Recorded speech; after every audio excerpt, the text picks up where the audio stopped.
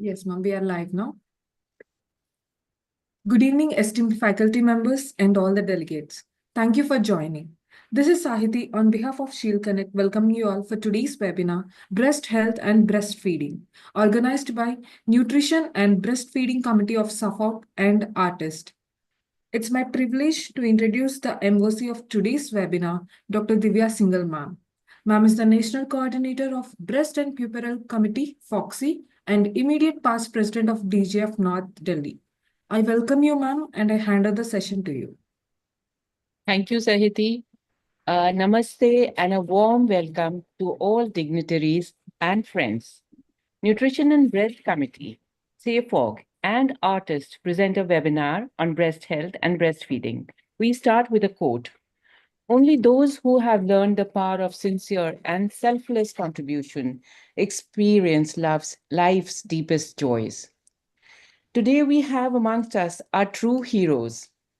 I request the dignitaries, Dr. Shyam Desai, sir, Dr. Hema Divakar, ma'am, Dr. Varsha, and Dr. Charulata Bepai to light the lamp of knowledge virtually and let us all pray to Goddess Saraswati to give us wisdom and enlighten us.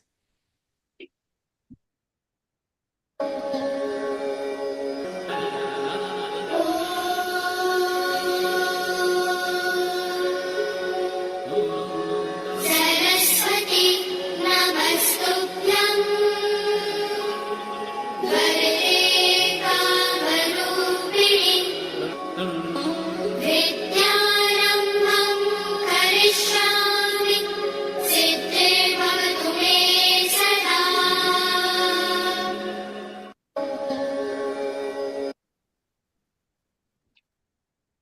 Thank you, Sahiti.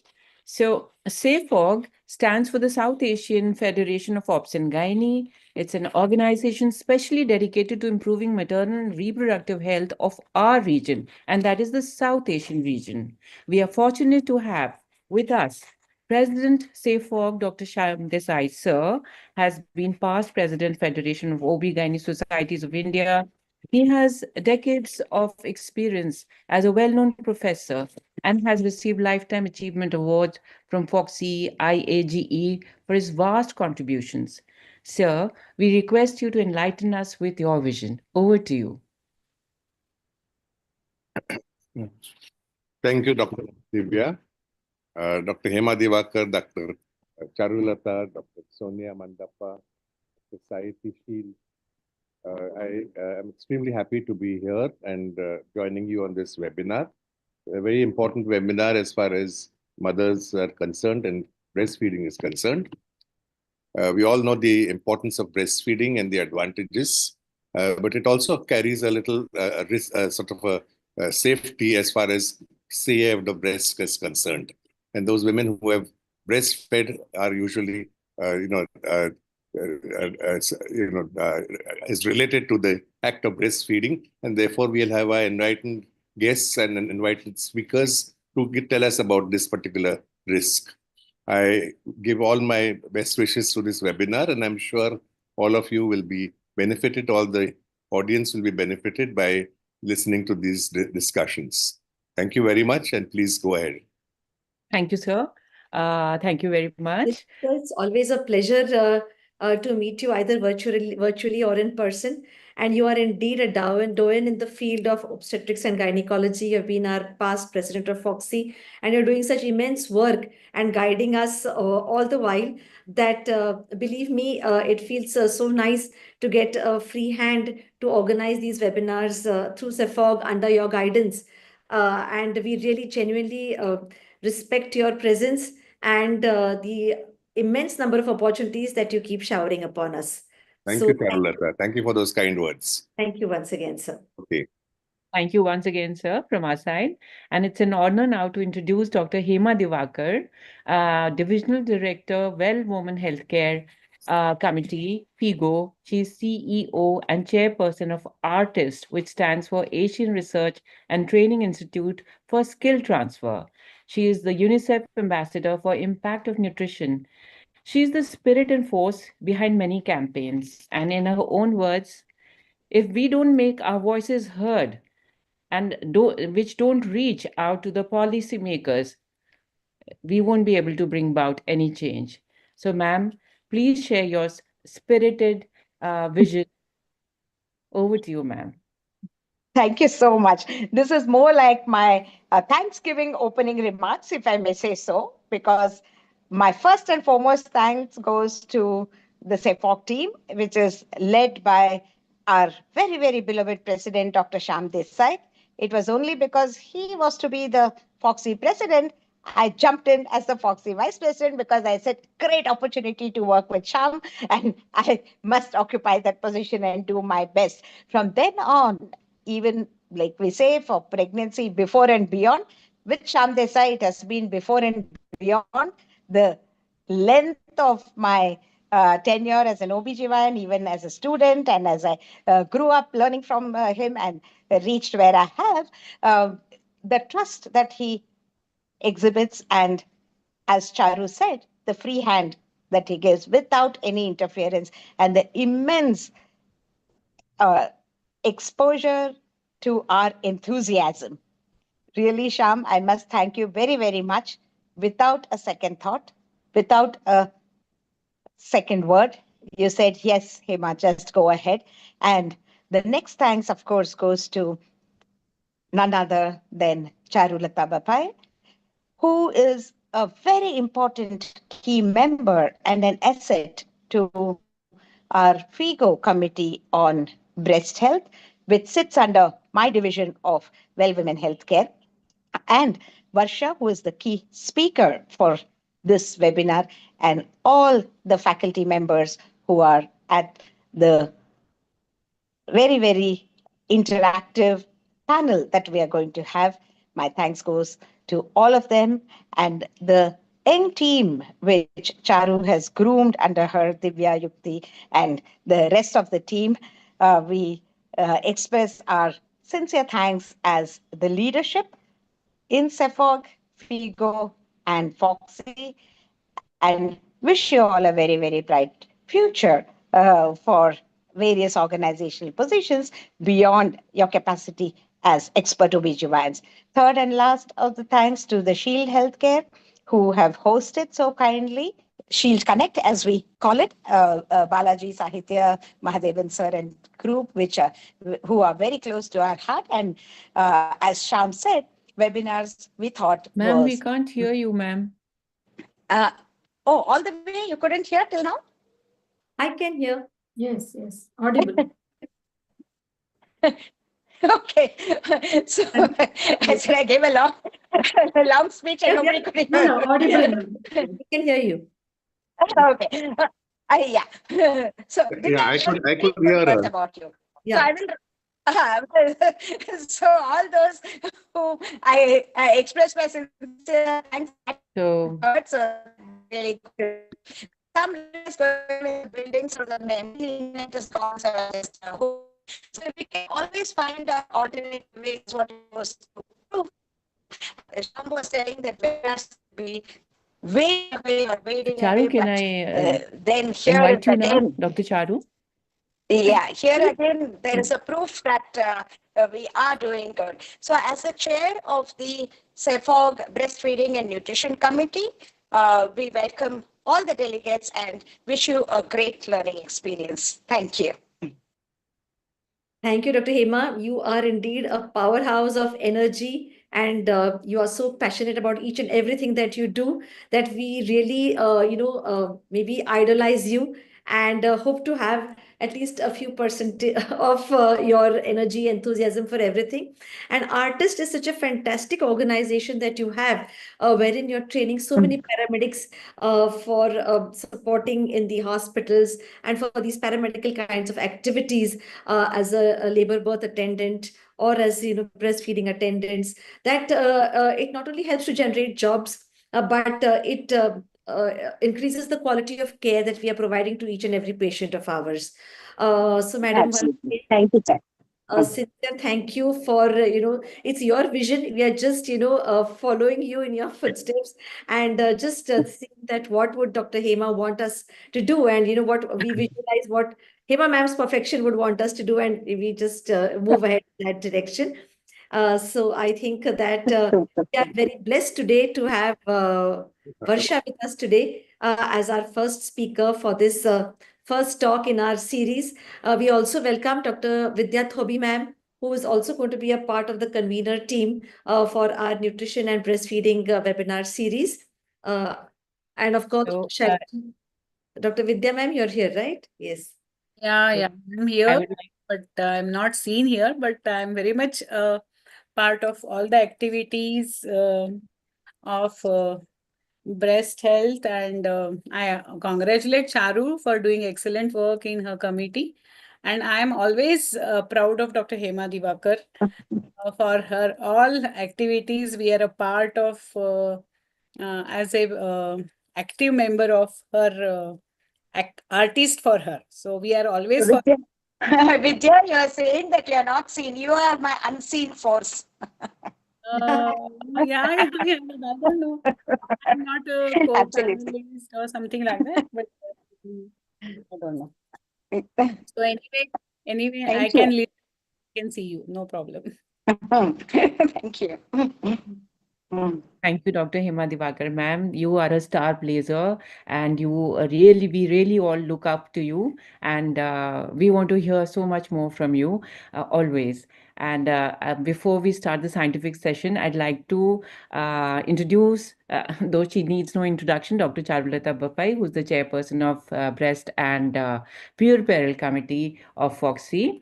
And she is a fantastic person besides being the chairperson, and she is also a member of the Breast Health Committee FIGO, like Dr. Hema Divakar ma'am has already mentioned. And she has co-authored a book, Liquid Gold, on breastfeeding. So over to Dr. Charu to invite our first speaker. Dr. Hema Madam is also a chairperson with me. So we could just once again have Madam's CV slide. Yes. And we welcome Dr. Hema also over here. And she has so many award recognitions, immense work done by Madam in her career that we genuinely wonder how she has her work life balance. And she continues to look younger and younger every time we meet her.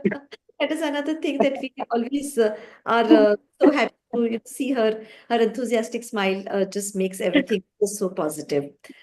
Yeah, So, and the thing. Charu, the others have to balance Charu. I don't have to do anything. In fact, it is today's requirement that we need influencers, we need people to talk about social and legal issues relating to women's health. So she's an opinion leader, and I think all the audience should really see what ma'am is doing and take up the same causes ourselves. And one of the important awards that she's got is the FIGO Women's Achiever Award of 2015 and the Global Asian Award of 2018. So once again, over to you, Dr. Charu. um, Dr. Hema, you would want to introduce Varsha? No. The pleasure is yours, Charu. Thank you so I'll much. make my comments at the end of her talk. So let me just start off just speaking a little bit about Varsha. When you enter FIGO, okay, you have tachycardia, okay, you are not sure how you're going to manage to be on the international platform and where you stand. And here comes some nice messages from this lovely young lady, Dr. Varsha Allison Pleasant, saying, "Hi, Dr. Charulata, it is such a pleasure to interact with you, and I love to hear what you have to say." And I said, "Oh my God, have I found a friend in FIGO?"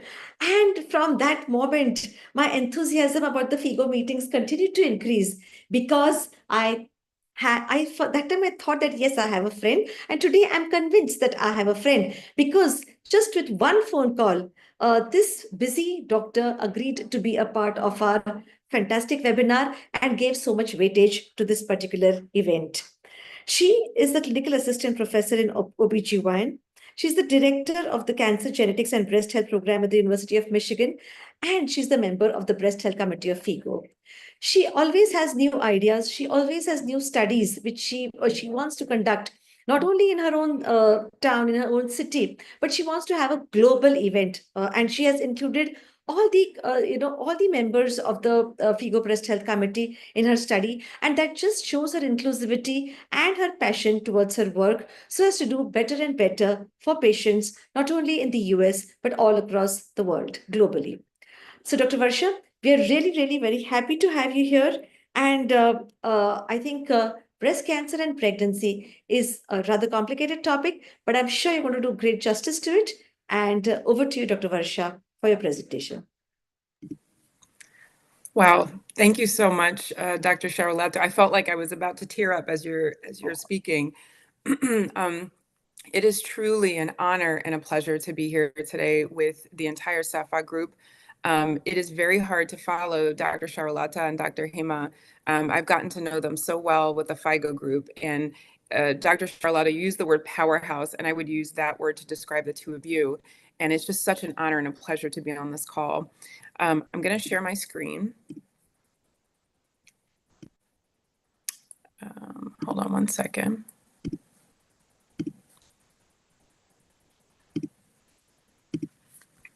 Okay. And can everyone see my first slide, breastfeeding and breast cancer? Oh, yes. Wonderful, wonderful. Again, thank you so much. Good morning. It is morning time here in Michigan. Namaste, tame bata kemcho. I'm really, really happy to be here today. This is an honor and a pleasure.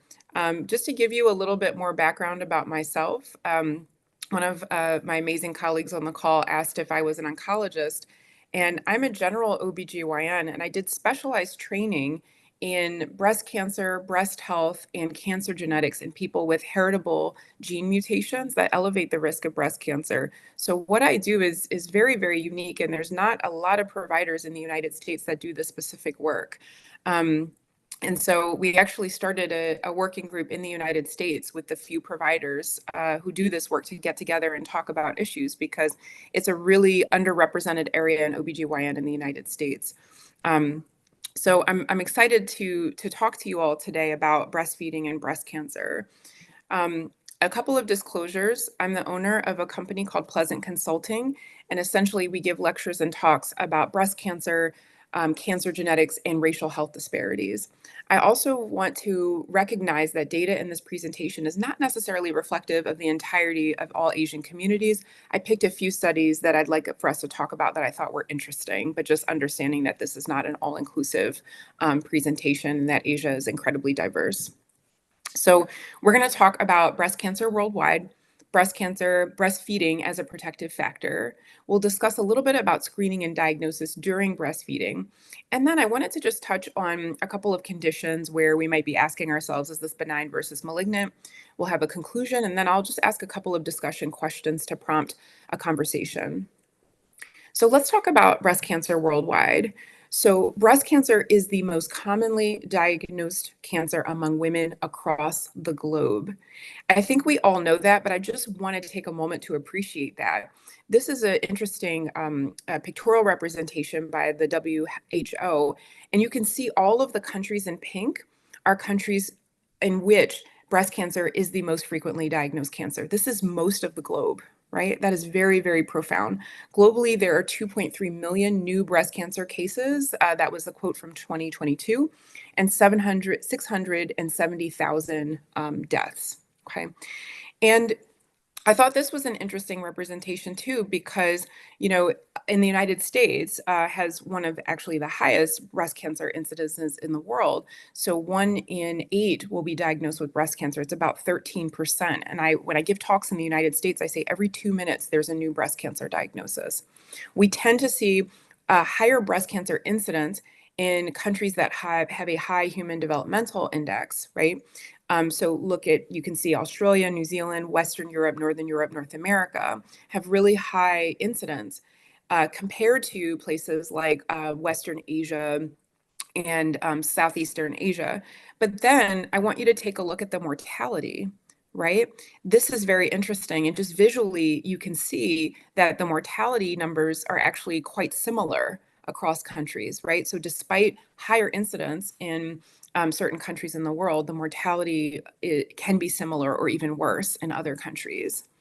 So the World Health Organization said in countries with a high human development index, 1 in 12 might be diagnosed with breast cancer, whereas 1 in 71 will actually die from it. But in countries with a low human development index, 1 in 27 will be diagnosed, so fewer people diagnosed, but 1 in 48 die from it.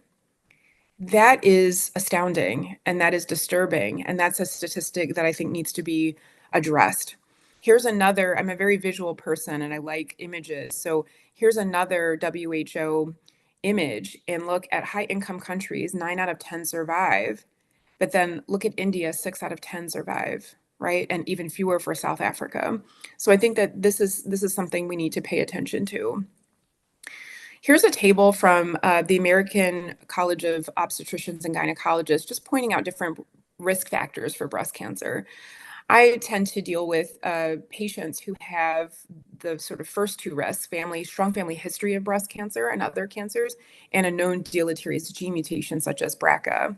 People who've had breast biopsies that show high-risk breast lesions like atypical hyperplasia or lobular carcinoma in situ, people who've started menses early, undergo menopause later in life, people who are nulliparous, prolonged intervals between menarche and first pregnancy, menopausal hormone therapy, not breastfeeding, increasing age, certain ethnicities, like we know that BRCA is more common in people of Ashkenazi Jewish ancestry, higher body mass index, alcohol consumption. There's a lot of data suggesting that increasing alcohol intake also increases breast cancer risk.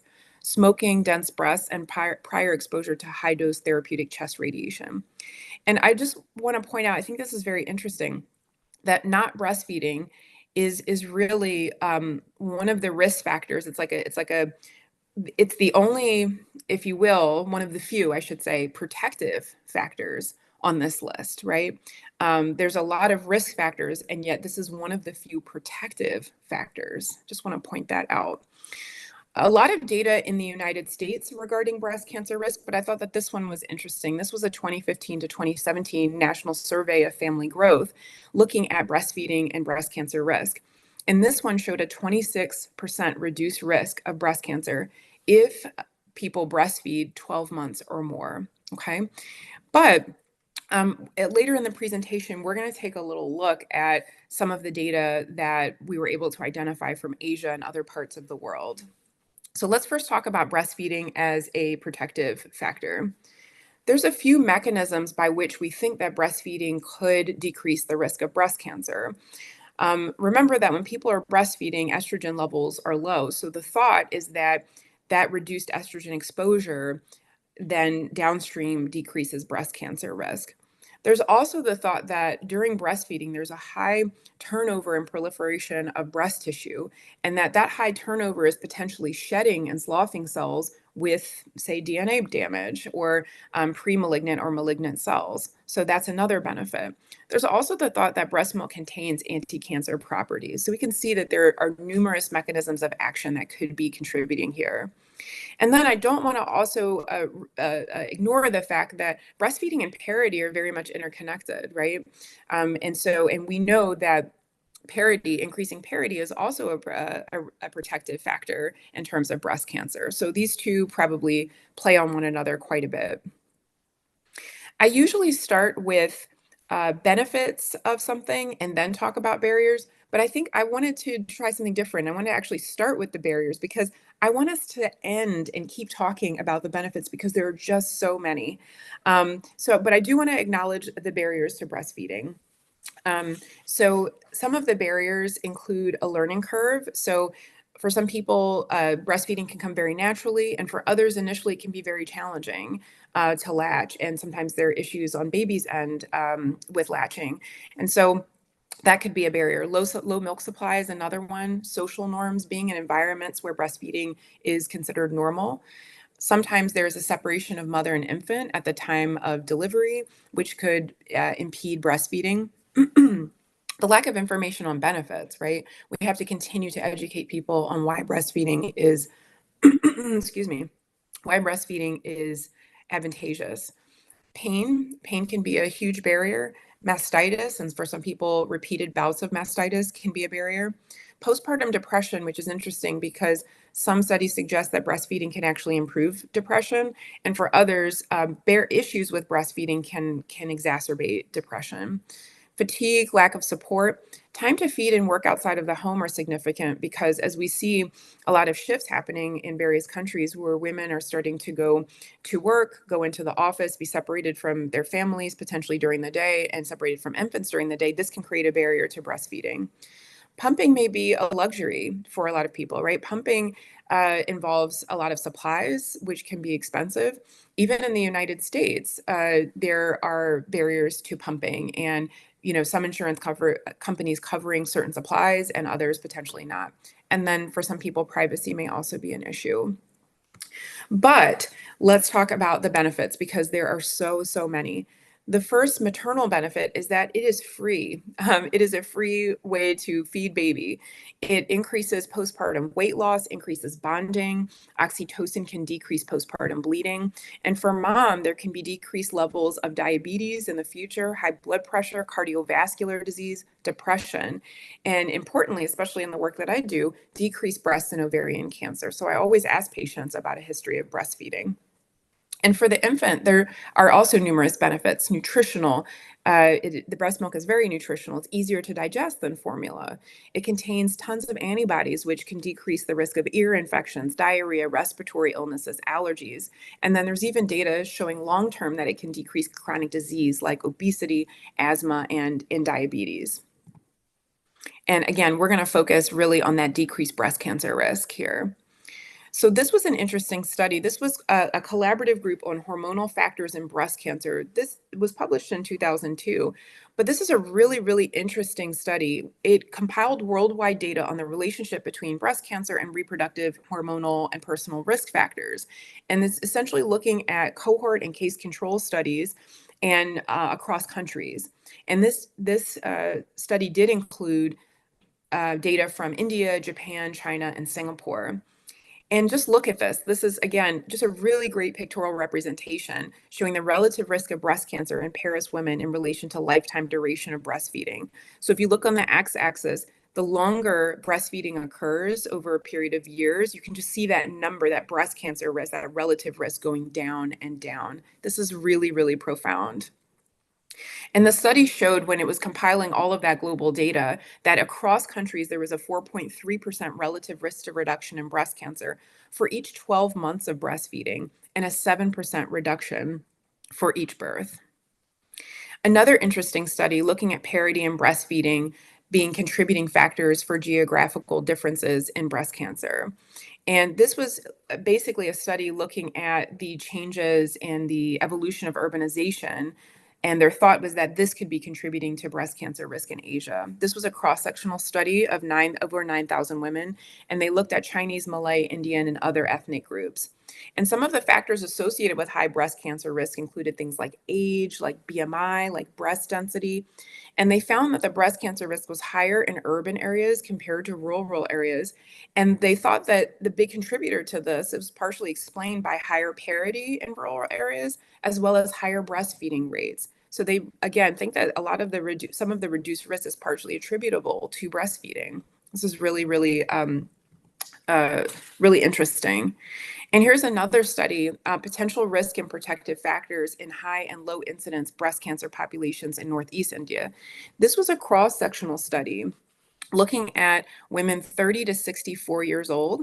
They did a risk profile survey, and they were comparing Aizawl, which is a region that has a pretty high breast cancer incidence, compared to Agartala, and that has a lower breast cancer incidence.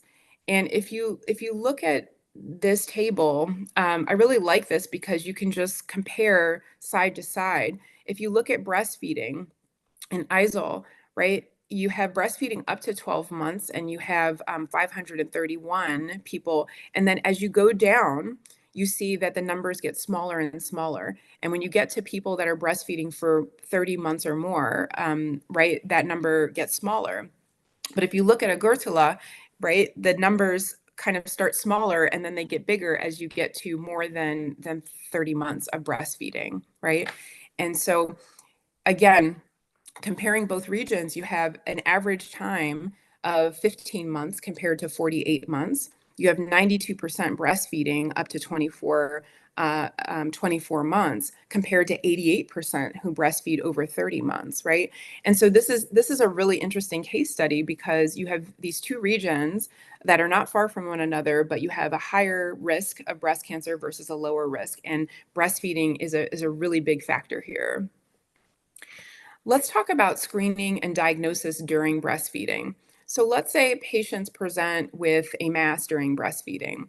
Again, at least in the United States, sometimes there's a knee-jerk reaction of hesitating if a patient has a mass. Oh, well, they're breastfeeding and we'll just watch it. And no, people can get breast cancer while they're breastfeeding, and it's really important to do a thorough workup. And that involves a history, a physical exam.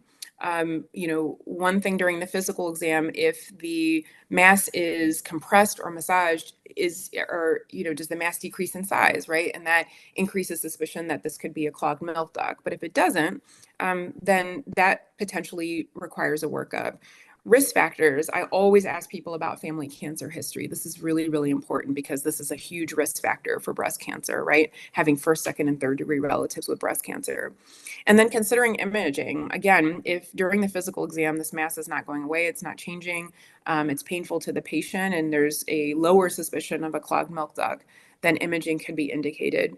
And generally for people under 30 years old, an ultrasound is indicated. And then for 30 years old and up is a diagnostic mammogram plus an ultrasound.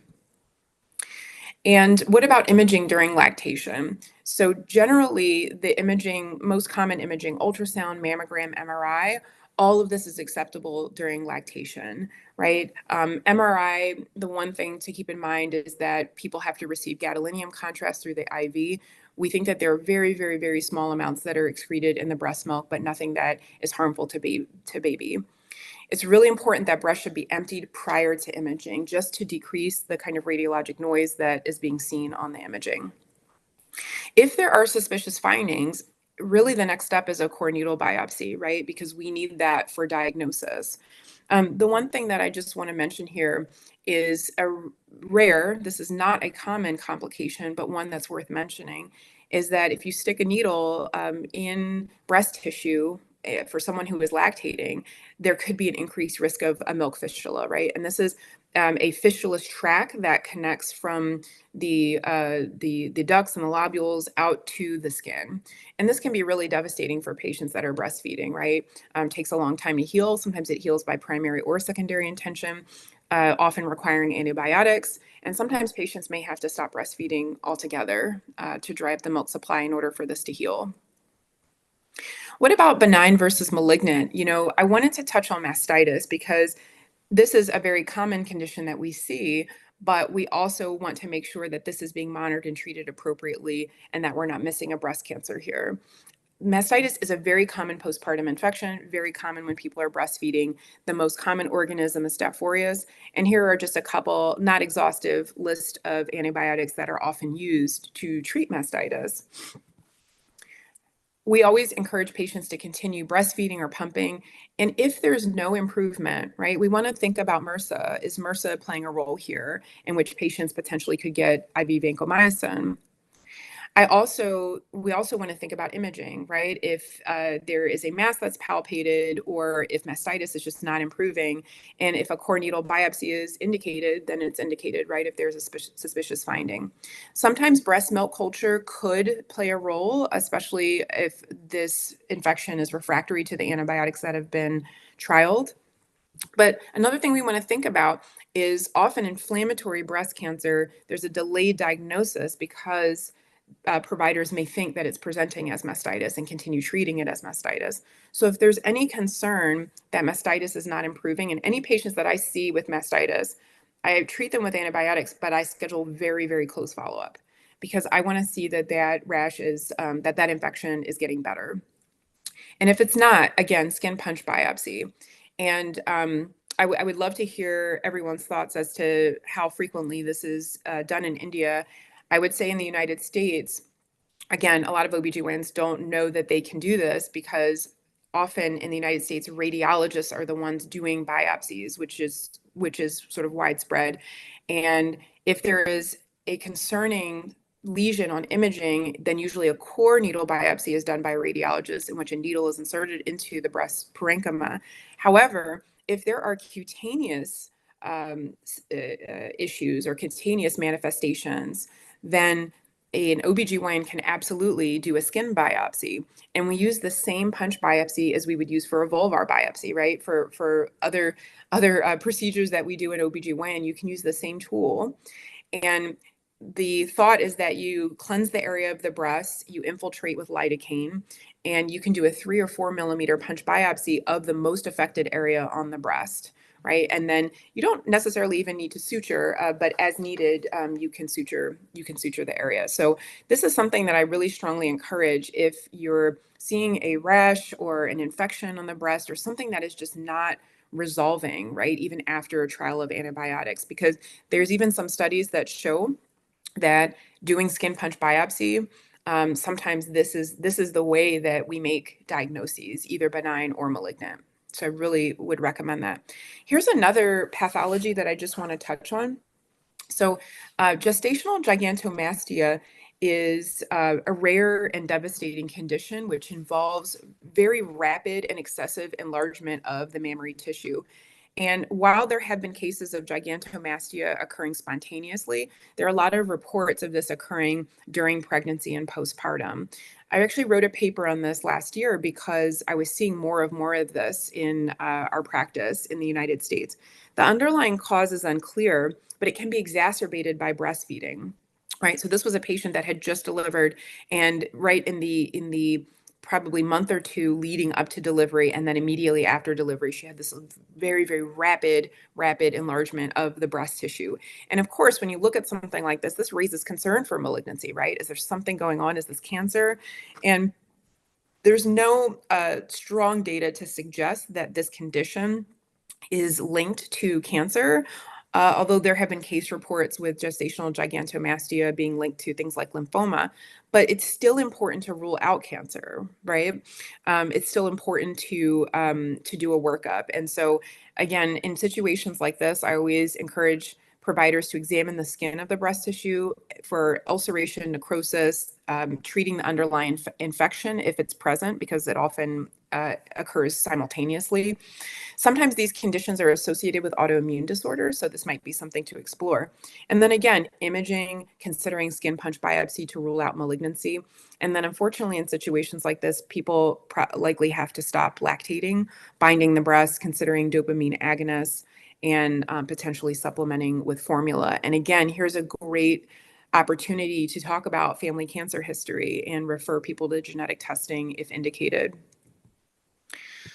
In conclusion, I hope it is very clear, and I think I'm preaching to the choir here. Breastfeeding is protective against breast cancer. It is a really, really great tool to decrease breast cancer risk. It's free, it's low risk. There are numerous benefits. We really want to encourage breastfeeding, and the longer the better. I think it's interesting here that a lot of professional societies are recommending at least 6 months or up to 6 months of breastfeeding. But some of the studies that we talked about today are really talking about 12 months or more. And so really the longer the better. If we can encourage people to breastfeed for at least 12 months and to keep going if possible, that is the best. And then even when people are breastfeeding, if there are concerning breast symptoms, these need to be worked up. They should not be ignored, and they should not be put off until the patient has completed breastfeeding. And I also feel like more research is needed in Asian communities.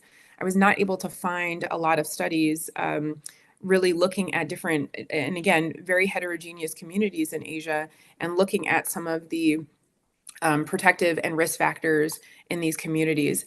And I think it's really interesting to think too about what one of those studies touched on is increasing urbanization, right? I think that as we start to see more breast cancer cases globally, is it something in terms of our lifestyles and how our lifestyles are changing collectively across the globe that could be creating risk factors for us? And, breastfeeding, I think as urbanization continues, perhaps breastfeeding has become more and more challenging. So the questions that I wanted to pose to you all are what ways can we increase the uptake of breastfeeding throughout Asia? Is it an issue of more education, potentially getting employers involved so that they could support breastfeeding in the workplace? More lactation consultants. I know across the globe, usually nurse midwives, some OBGYNs are the ones doing this work, but would it be interesting to have people to dedicate more funds and more research to people who specialize in this exclusively? And then what changes within and across countries have affected women's ability to breastfeed? And as I mentioned, urbanization, changes in workplace environments and work for women. So I want to thank you so much. Again, this was truly an honor and a pleasure to speak this morning. I was so excited when Dr. Shao asked me to talk, and I immediately said yes. I'm humbled, I'm thankful, especially in light of what is going on in my country and the challenges that we are facing as a global partner right now. It means that much more that I was invited to speak. It's cold in Michigan today, but was surprisingly warm for Holi. So we had to take advantage of that. And I hope you all also had a great Holi. Thank you so much. And I'd love to open it up for discussion. I love this last slide with the holy picture. And what could be the holy grail for everybody to think about breastfeeding first in the first hour after birth? That's such a simple and doable thing. Varsha, thank you so very much for this very eloquent and very simple, very down to earth, doable, practical, impactful suggestions that you have given. So my your response to the last two questions that you raised as points of discussion, you mentioned 14 barriers to the breastfeeding. I counted them on your slide. Okay, and I think one of them, the 15th one could be the missing role of the healthcare providers to speak with enough conviction about so many advantages of breastfeeding, which is, going to be greatly influential to the new mother and her family, who would also, in an indirect way, support. And the question about lactation consultants, we've always found that if there can be a good communicator who can understand some basics and who can double up as the breastfeeding facilitator. So that is the course that we launched under Safog when we had the annual conference in Sri Lanka and instituted that 3-module course to upskill all the healthcare providers already existing in the system so that they would not only be serious about the learning, but also they have to appear for the Health Sector Skill Council exams, and they have to get certified as breastfeeding facilitators, and they get a small incentive or a perk from the owner of small hospitals, which are typically mushroomed in our country. And so that has really added a great lot, because the testimonials that we have from these breastfeeding facilitators, hundreds of them have already taken the exams and got certified, but we want to at least create 1 million breastfeeding facilitators for 30 million deliveries happening in our country every year. So that is the numbers that we are speaking about, and few hundreds is like a small step, but a step forward. We are going to expand this movement in the whole of South Asia as well.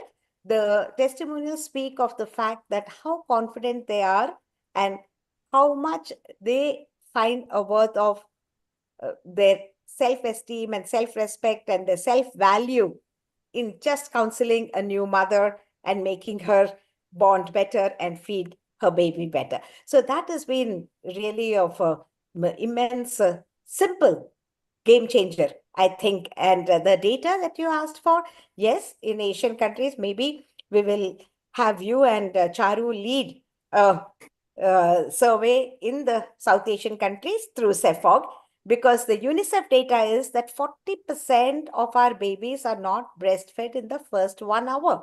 That is majorly because of myths and misconceptions, that she has had a hard time during labor, let her rest a little bit. She's had a C-section, she's on the IV fluids, this is not the time to feed. Simple things like that.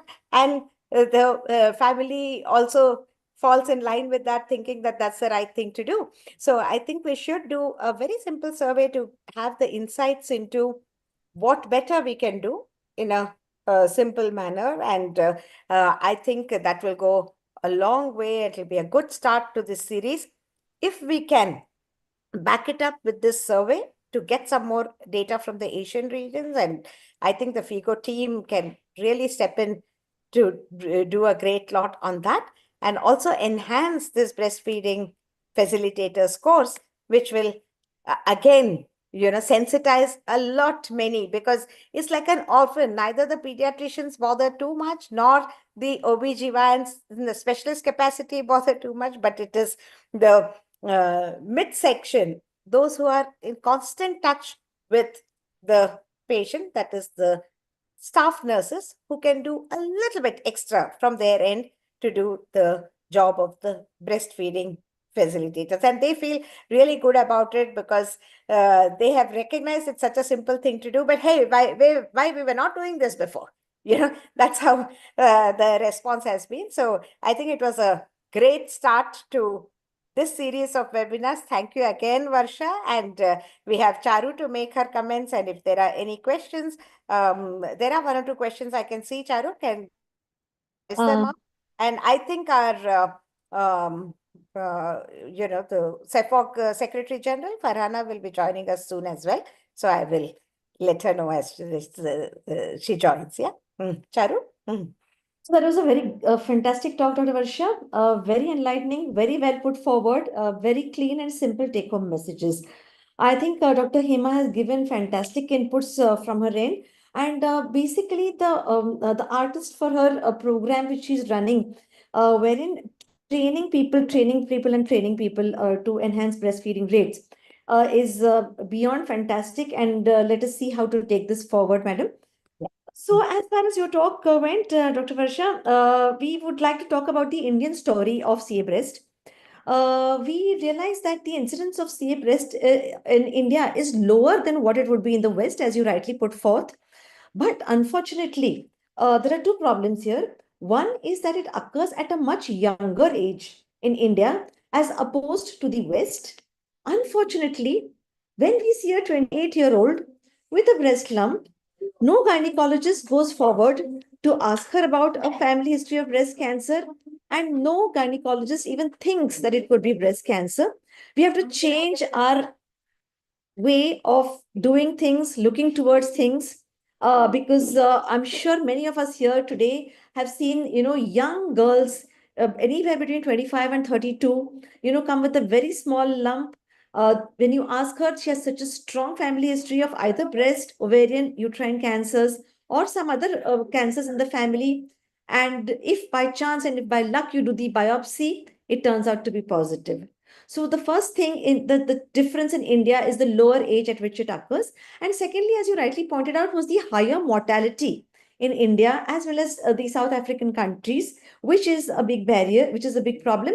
So the barriers are obviously the fear to go to a doctor, the fear that she'll have to spend a lot of money to get herself treated. She may have seen her mother suffer from that particular disease, which puts her further down. I think we discussed that, right, Varsha, during one of our FIGO meetings. So this is the story in India. I love the way you put forward the mechanism by which breastfeeding could help in decreasing the incidence of breast cancer.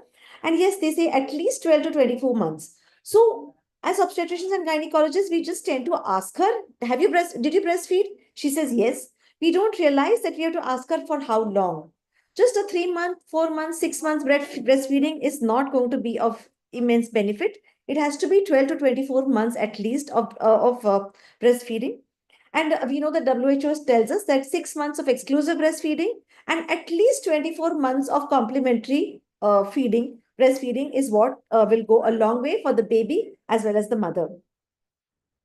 I think the study between Aizawl and Agartala was fantastic. I mean, it is so surprising that two cities so close by and such immense differences. We need to work more on our Indian statistics. I think the barriers to diagnosis of cancer during pregnancy and lactation, they are different set of problems. Firstly, there are barriers from the side of the patient and from the side of the doctor. Most of us in our busy OPD say, no, you may be just feeling something, it's nothing. The patient feels that just now maybe my breasts are becoming heavy and tender. What I feel may not necessarily be anything. Either she doesn't mention it, or even if she mentions this to her obstetrician, we don't find the time or the inclination to check the breast, and we have missed a big window of opportunity. So the barriers for diagnosis during breastfeeding and pregnancy are very significant. Secondly, is that surgery can be taken place immediately after the as soon as the second trimester starts. Yes, she can take treatment, some form of treatment, even during pregnancy. And of course, the chemotherapy has to wait until post delivery, and once she delivers, then the chemotherapy starts, but then breastfeeding has to stop in that particular moment. Inflammatory breast carcinoma, a very genuine problem, a very well pointed out differential of a non-responding breast, which appears to be a case of mastitis. No, I haven't done a skin biopsy for this kind of a case myself. I'm not sure if anybody from the panels has done it. And gestational gigantomastia is something that I had not heard of. So thank you for highlighting that. And Hema ma'am or anybody else amongst us, have we seen this, ma'am?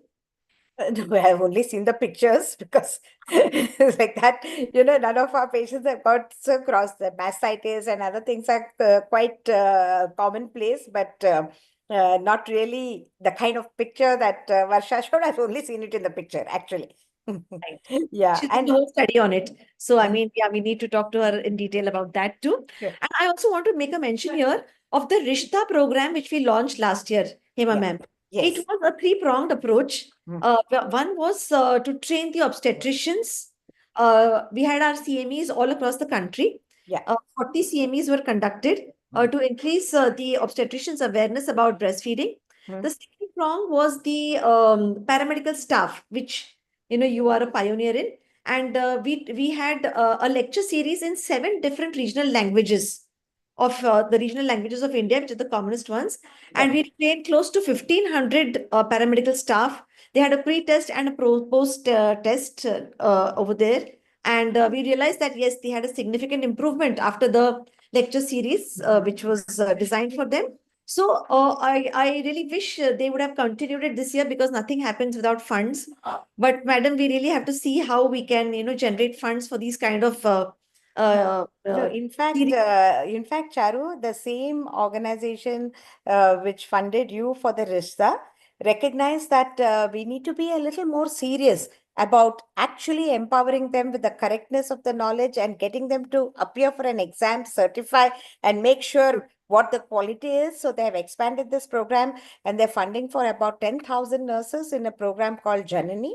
And we want to do the India pilot pan India, consolidate that, and put some of these staff nurses as the master trainers and leaders, because they have to get empowered to do better. And also, a certificate always has a value for livelihood, because we have convinced the nursing home owners that your staff is certified, you need to give them a step up. And there are many app developers who have introduced some new apps for new mothers, because when they go home they have a lot of little doubts to do, out of which nutrition is, they have hired a consultant, psychological counseling, one more consultant, and our breastfeeding facilitators, I'm so happy and proud to say that they have also been hired at the back end from these app developers, so that every call they take they get 200 INR, which is a great thing for them, because 10 calls and then their day is made.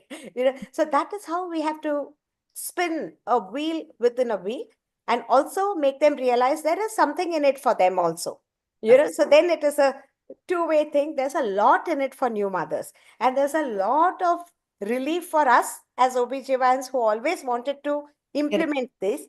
And the nurses on the ground are now our frontline who are doing this. So let's enhance this and consolidate our synergies, and maybe the survey and a snapshot of the Asian scenario will bring this issue to the center stage, to make it a really doable but a serious affair as far as the healthcare providers are concerned. So that's where we want to go.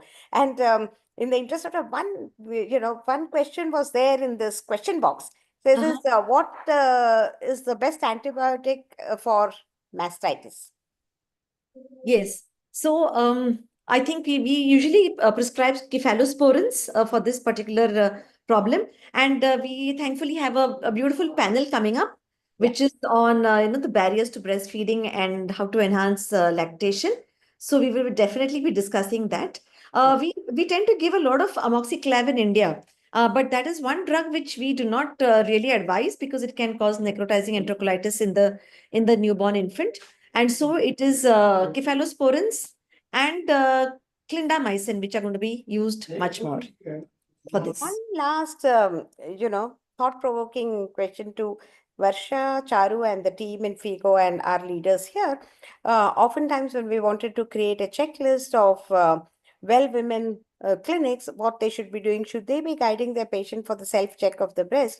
This was the strongest area of controversy in our group, where the multi-country, nobody agreed with something uniform, because some countries said we do not recommend self-examination of the breast because many of the women are anxious and the health system is loaded with many such women coming saying, I have a lump and I have this and I have that. And then, it triggers off a different kind of triaging. If you do the next step of sonography or mammography also, it is too much waste of public money. And then it doesn't, it doesn't gel well with the concept of strengthening health systems. So my final opinion on that was that every healthcare provider should necessarily do the breast check at every or any such visit by a girl or woman, and they should know the exact way of doing it. So then we can minimize the false positives, so-called, and the anxiety provoking things, because if there's nothing, they will not tell the patient anything. If there is something, they will alert them to be cautious. So we will, in our breast health committee, discuss this point as well. And I would want both of you to cross collaborate with the Committee of Reproductive Health, which is putting these guidelines and recommendations on the FIGO platform. So your inputs will be much valuable and add strength to what we want to say collectively. Yeah, thank you. Ma'am, can I say something on this matter about Please, Divya. self-examination? So, ma'am, thank you so much about each patient who comes to our OPD, whether she's come for infertility to an OBGY or she's come for antenatal checkup. So we must go ahead and do a breast examination and also teach her breast self-examination. Now, the advantages in India about for a breast self-examination is that's one of the ways of diagnosing a breast lump, a cancer, because we don't have a universal screening system of mammography in our country. So we are just left with either we are doing the clinical breast examination or the patient is doing a breast self-examination. So we can't lose that option till we have a mammography screening in place. I mean, that's what I thought. Yeah, I think, that is why the FIGO platform becomes very challenging, because there are high income, middle income, low middle income countries. Nobody would be in agreement with each other because the systems are different in different countries. Therefore, we have now learned to give the recommendations, stratifying them.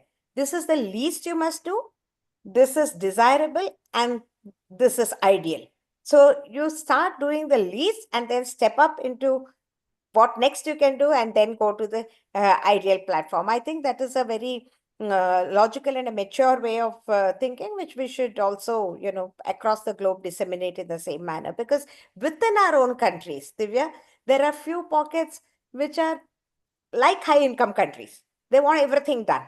And there are many pockets where nothing can be afforded. It's just that your health is in your hands. They have to do things for themselves and, be done with it. So it is a mix and match within a country. So when the WHO was saying that we give the general guidance and the countries have to decide for themselves, I said, no, but in our country, we cannot decide on a uniform thing because there is so much diverse, so much variation. So what do? Then one peer group starts fighting with another, not knowing the ground realities. And so it is still minor. So if you do a 3-layered system, fine, wherever you are, whatever best you can do, don't let the best become the enemy of the good. Do something. It's better than nothing, is what we would want to say. So that is, a message without any controversy. So that is good for everybody.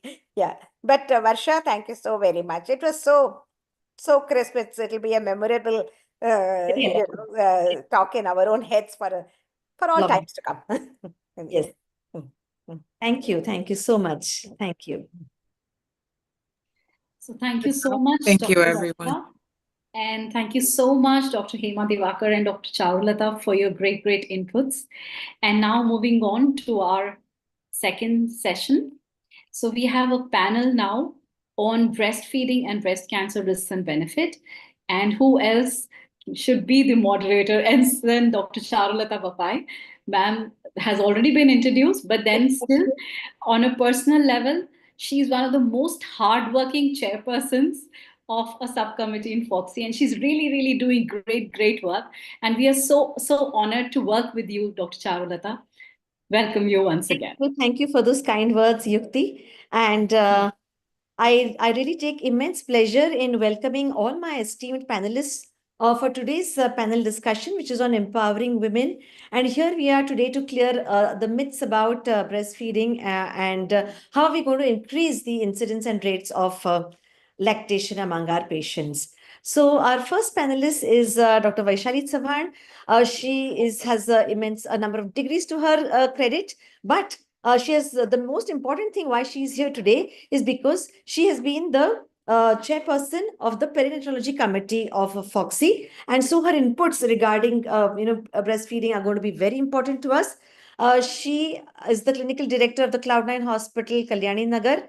She's been awarded the Inspiring Gynecologist of West India Award by Times Group, and she's actually traveling from Delhi to Agra, but she still has joined. Am I right, Dr. Vaishali? You are with us, right? I hope she's here. I think she has joined, but we'll catch her soon. Our next panelist for today is none other than Dr. Divya, who is one of the strongest pillars of the Breast and Puerperal Health Committee, and probably, my right hand in doing so many of these activities. She's a true, support to all of us. She's been the immediate past president of the Delhi Gynec Forum of North Delhi and has a number of awards to her name. Today, let us take this opportunity to wish her a very happy birthday. It is her birthday today, and she's spending her time with us. Happy birthday. Oh, nice. Thank you, Divya, ma'am. for being Happy with us birthday, madam. today. Happy Yes. birthday. Ma'am, so we can all have a quick, wishing for her. Yes, of course. So It's three, okay, Yukti. happy I'm here. Happy birthday To to you. you. happy birthday to you. Happy happy birthday, Birthday, dear dear Divya. Divya. Happy Happy birthday birthday to to you. you. Nice. Thank you. God bless you all. Thank you. Lovely. Our next panelist is Dr. Taru.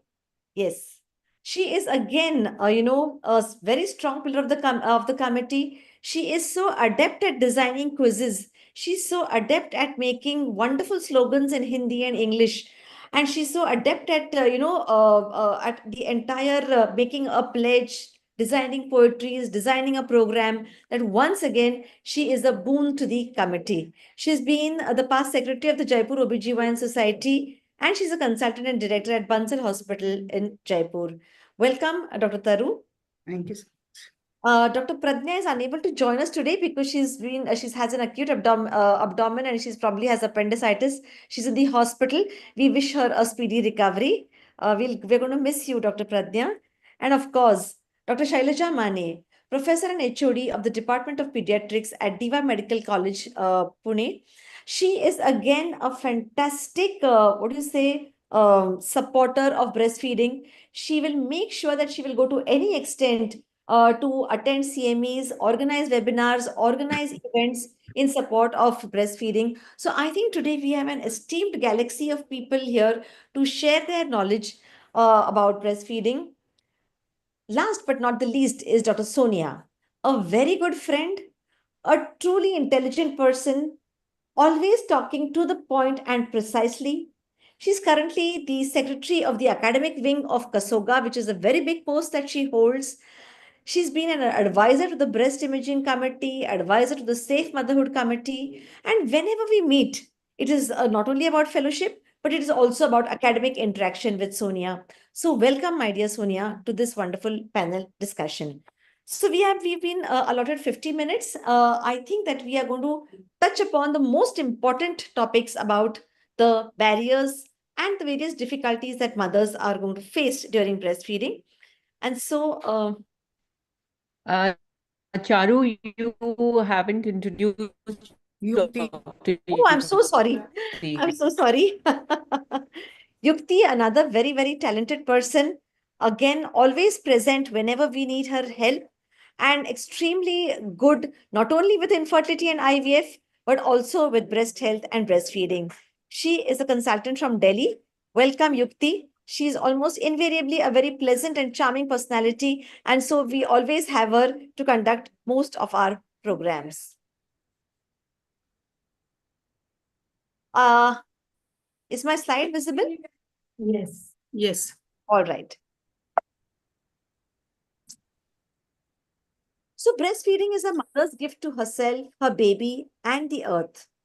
Breast milk, often referred to as liquid gold, is nature's remarkable gift to newborns.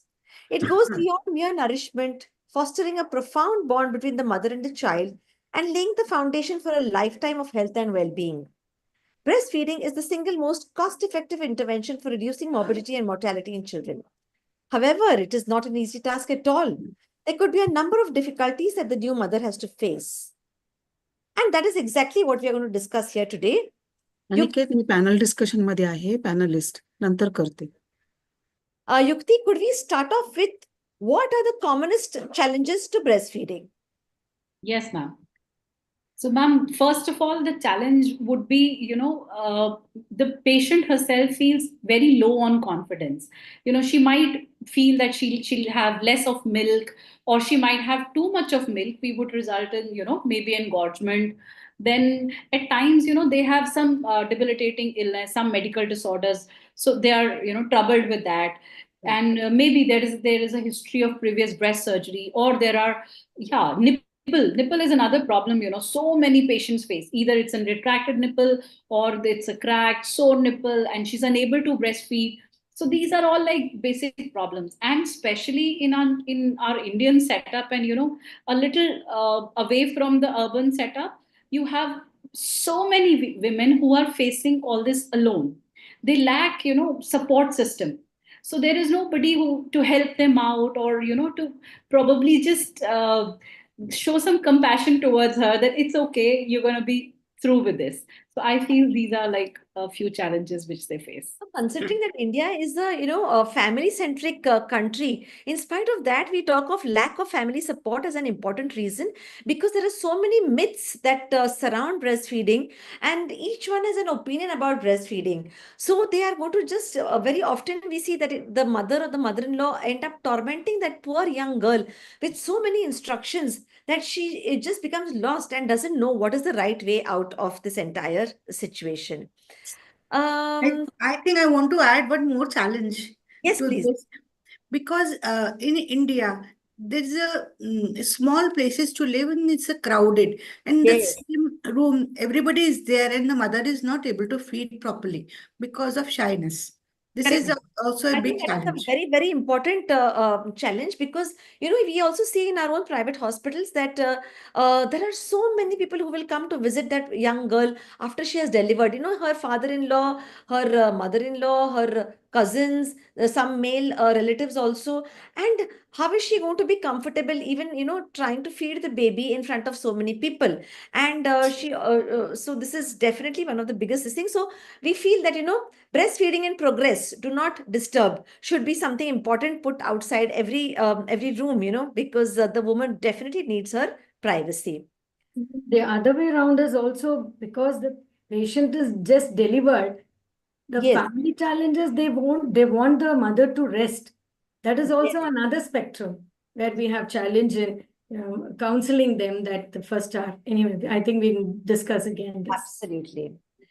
So Dr. Shailaja, I think that, you being a pediatrician, Yeah. this question could come to either you or to me. So Yes. let us assume that she comes to you and she says that she's come 7 days after her delivery.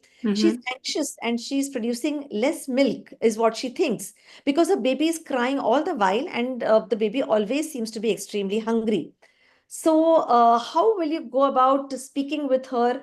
How will you counsel her? Would there be any examinations that you want to do? And what is the way forward? How Yeah. common is this problem? Yeah, this is very common actually, because this is again a mother who is around 35 years and maybe from nuclear family as well. So lack of support might be another thing. And mainly the barriers, that's why I have raised the hand actually, that if the mothers know antenatally what is the importance of breastfeeding, then they will go to any extent to do the breastfeeding. So they are not informed properly. They do not know what is the importance of breastfeeding apart from comfort, because many mothers see the comfort, and that's why they are not able to feed, because section is common at this age, and many times IVF and whatever their health issues, BP and sugar and whatnot. So despite of that, if they feed the baby at the earliest within 1 hour on the section table even, or on the labor Yes. room table, labor table, then it will be easy. Because but this mother is coming on the 7th day and she is anxious, obviously, because she is not breastfeeding, so oxytocin and all part is out, so happy hormones are out, and on the top of it baby is crying, and she is feeling whether this production of less milk is her perception or actually. We have to check that first, and then why baby is crying, that can be different part, because if baby is overfed also, or if she is giving feeding on the breastfeeding on the both the breasts, baby will have initial part only, then that will be gaseous distension, colic and whatnot. So Right. we have to take history in detail first. Right. So when she started, what about her health issues, thyroid is another thing.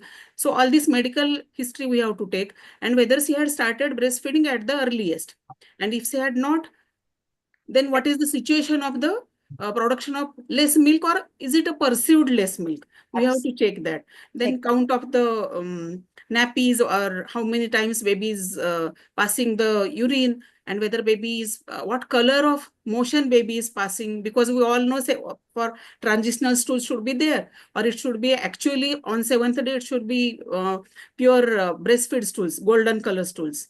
So if it is not there, that means there is less milk. If it is actual less milk, then we have to rule out other causes, that whether she is, because anxiety, pain anywhere in the body, her psychological status, all the things will matter about the quantity of milk. And I always say that uh, whenever God or nature had given you the uh, baby, that that power will give you the breast milk as well. But Yes. initially we have to support her, rule out the medical causes, cool Right. down her, give psychological support, Now and we'll go turn ahead. to an obstetrician, Dr. Vaishali. Thank you. You work in a very high-profile hospital, and do you come across these kind of patients? And how keen are they to breastfeed? How keen do they want to? Are they always in a hurry to go back to work? Are they always on their mobiles? What is the support that they get from their family? What is your experience? Yeah, first of all, let me thank you, Charu, for involving me. What a fantastic webinar this is. I have been listening to Dr. Varsha, Hema Madam, to you, all your inputs, and I have really learned so much in such a short time. So, congratulations, and congratulations to you and your committee. And as chairperson of your committee, you're doing fantastic work and truly a very hardworking chairperson. So, coming to your question, about since I'm at Cloud9 Hospital, there are these people, patients who have a lot of support, families around, but that also has its own disadvantages. Today morning itself, I saw on the rounds that patient's mother was not allowing her to feed. She was saying, please rest, she's tired, thak gayi hai, and she was insisting on giving top feed to the baby, and which was like not absolutely not, and she refused to listen to us. So these kind of scenarios are there. Secondly, these patients are like you said, on mobile, or they want to go back to work, and they have all these kind of questions. So yes, then we do advise when they're going for work, we give them a different kind of advice, how to store the breast milk and how to when they're at workplace. And now working from home has made all the things so very easy. So, Yes. yes, what you're saying is right. Yeah. If I can add on, Dr. Charu. Absolutely. Yes. If I can add on, see, the case Yes, yes, scenario Dr. is, Sonia. case scenario is, it looks like an elderly Yeah. who's just delivered, and it is 7 days. So Yes. at the end of a week, it mainly constitutes the hydration part. So most Okay. of them and the cultural benefits. So usually they restrict water Yes. intake post delivery. This is a common scenario we see every day. So educating them about hydration is very, very important. So Yes. dehydration obviously has influence on the level of milk production or result. I fully agree with you, Sonia, because in our country we have again so many myths and misconceptions. Most of our patients are put on some strange diet. In some Exactly. communities, they have to eat only moong ki dal and some chapati, just little bit something, and good and a little ghee. They are not given vegetables. They are not given fruits. The eggs and non-vegetarian food is out of question. Rich So diet and hydration yes, is a must. I think that is one of the most important things that we have to talk about. Yukti, you could talk about the management of, you've seen that, okay, maybe the baby is not really gaining adequate weight. The baby is really irritable. It is inconsolable. It is lethargic. And then the mother's breasts are not heavy enough. And now it is time for you to advise her regarding how can she increase her milk production. Right. Ma'am, first of all, as Dr. Shelja was just saying that, you have to actually counsel the mother that if the baby is passing urine on time, if the baby is not becoming cranky throughout the day, then, you have to counsel the mother that don't unnecessarily, focus on this and panic. Yeah. So Correct. that, and even the weight gain of the baby. So if the pediatrician is assuring the mother about wellness of the baby, that Yes. becomes an assurance to the mother that she's feeding the baby well. Now, still, if she feels that the baby is crying a lot because of decreased milk production, so then usually even all of us are telling the patients to have those saunf and wovala pani.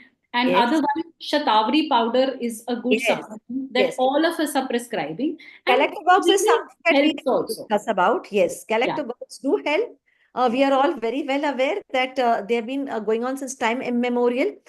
We may or may not be having adequate studies regarding that, but we all have experienced the benefits Yeah, of. clinical experience says it works better, and at times I feel it acts as a placebo to the Okay, mother. Like she is satisfied that yeah, I am taking this and this is going to work. So that also works.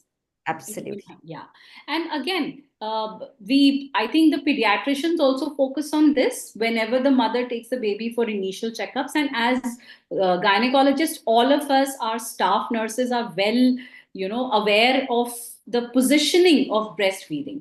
And Yeah. that is something we have to Dr. again and Tarun? again make sure that she's latching the baby well. And, it's a very, very important factor.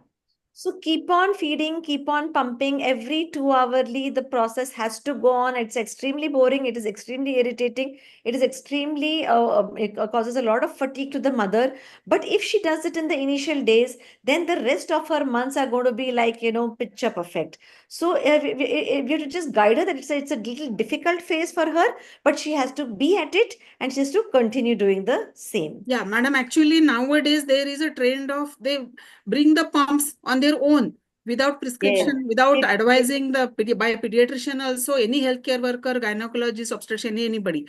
And Yes. pumping is definitely tedious, definitely difficult and tiring, but feeding breast, directly feeding the baby on breast is not so tiring because it is skin to skin contacts, release of oxytocin and all. So we should try to keep them to direct breastfeeding more whenever baby's health allows or her health allows. Madam, can I summarize on this, or Yes, please, the Sonia. way we teach the the lactation specialist or the nursing staffs here is initiate is just a good latch and a good breastfeeding from the first time she starts breastfeeding.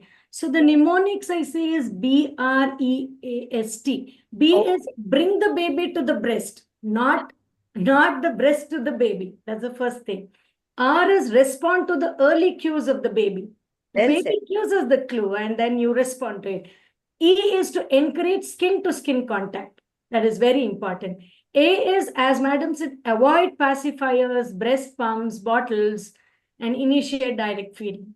S is support a good latch and with a good position, both mother and the baby. T is take time, relax and feed. This is the breast, which is Big the round of baby. applause to you, Sonia, for this particular mnemonic. And I think very easy for everybody to remember. And it's a very good take home message. Yes, sometimes we can even prescribe some pharmacological agents. Domperidone is probably the only drug which has been studied, and 10 to 20 milligram thrice a day can help to increase the milk production. Metoclopramide can cause depression, and so we have to be careful when we prescribe metoclopramide. But studies do not really support all these. But as we said, our clinical acumen and our clinical studies have definitely said that these galactogogues do have some benefit. Yes, Shailaja. Madam, I will just like to add that galactogogues should be prescribed only after 8th or 10th day, because before Yes, that we have to take all the efforts. I have seen yes. many After times 1 week. galactogogues are prescribed on 2nd day, even I 1st really day, appreciate 3rd your day. thought process. Then that becomes a problem actually. Can I Absolutely. add something? Can I add something? So, Yes, of course, we start telling all this, whatever Dr. Sonia told us about the BREAST mnemonics, even before during the antenatal time. And the golden hour, the first hour, she has to be taught as soon as the baby is out and given to her. We will put the baby to the breast, and she has to start feeding the baby, breastfeed the baby in the first golden hour. And that also increases the milk supply, and it is it's a great start for the Yeah. baby. Actually, there are FIL, feedback inhibitors of lactation. If we do not remove the milk, that will come into action. Absolutely So right. emptying of the breast, proper starting, and proper support. These are the keys for it. Thank you. Dr. Taru, now this 32-year-old primey has delivered 10 days back. She reaches your hospital with complaints of pain in both the breast, especially at the nipples during breastfeeding. She also claims to be having difficulty during breastfeeding. So, how do you go about looking after such a patient? Is it a common symptom? Is pain supposed to be there during breastfeeding, or it's not supposed to be there? What is your thought? So, Dr. Taru has left. She had an emergency to Oh, attend. okay. So we're looking at a case of breast engorgement, and which is very, very commonly seen, and there could be many reasons to it. And most importantly, like the basic stuff is that yes, positioning and latching has to be looked into, because otherwise, if the baby is just suckling at the nipple, then she's bound to have sore nipples and cracked nipples. And in case she has inverted nipples, that need to be also seen. But if the latch is proper, then the inverted nipple usually comes out on its own. We don't have to do anything extra for it. And we have to actually see whether it's just breast engorgement or it's actually mastitis or breast abscess, and treat accordingly. So in case there is a cracked or a sore nipple, then the best treatment would be hind milk. That is, the last few drops of the breast milk should be applied on the nipple, and that's a big healer. And also that the baby should not suckle at the nipple only, but should latch on to the areola. As far as engorgement of the breast is concerned, hot compresses before starting the breastfeed, and cold cabbage compresses after the breastfeed also help a lot. So as so on and so forth. And Absolutely. we have So we'll just talk to Sonia as Yeah. to what do you all do antenatally? Do you check the breasts of patients? If you see some flat nipples or inverted nipples, what do you do about it? And The first antenatal checkup is always with a breast examination.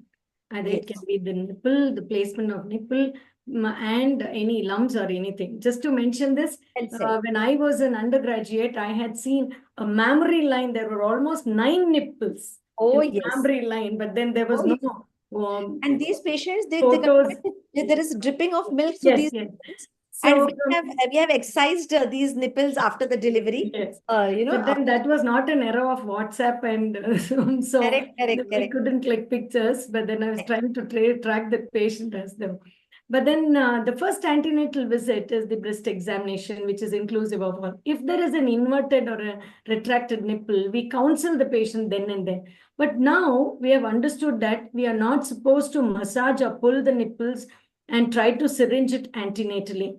So this particular counseling during the ANCs will be benefit for us at the golden hour immediately post delivery when we try to breastfeed.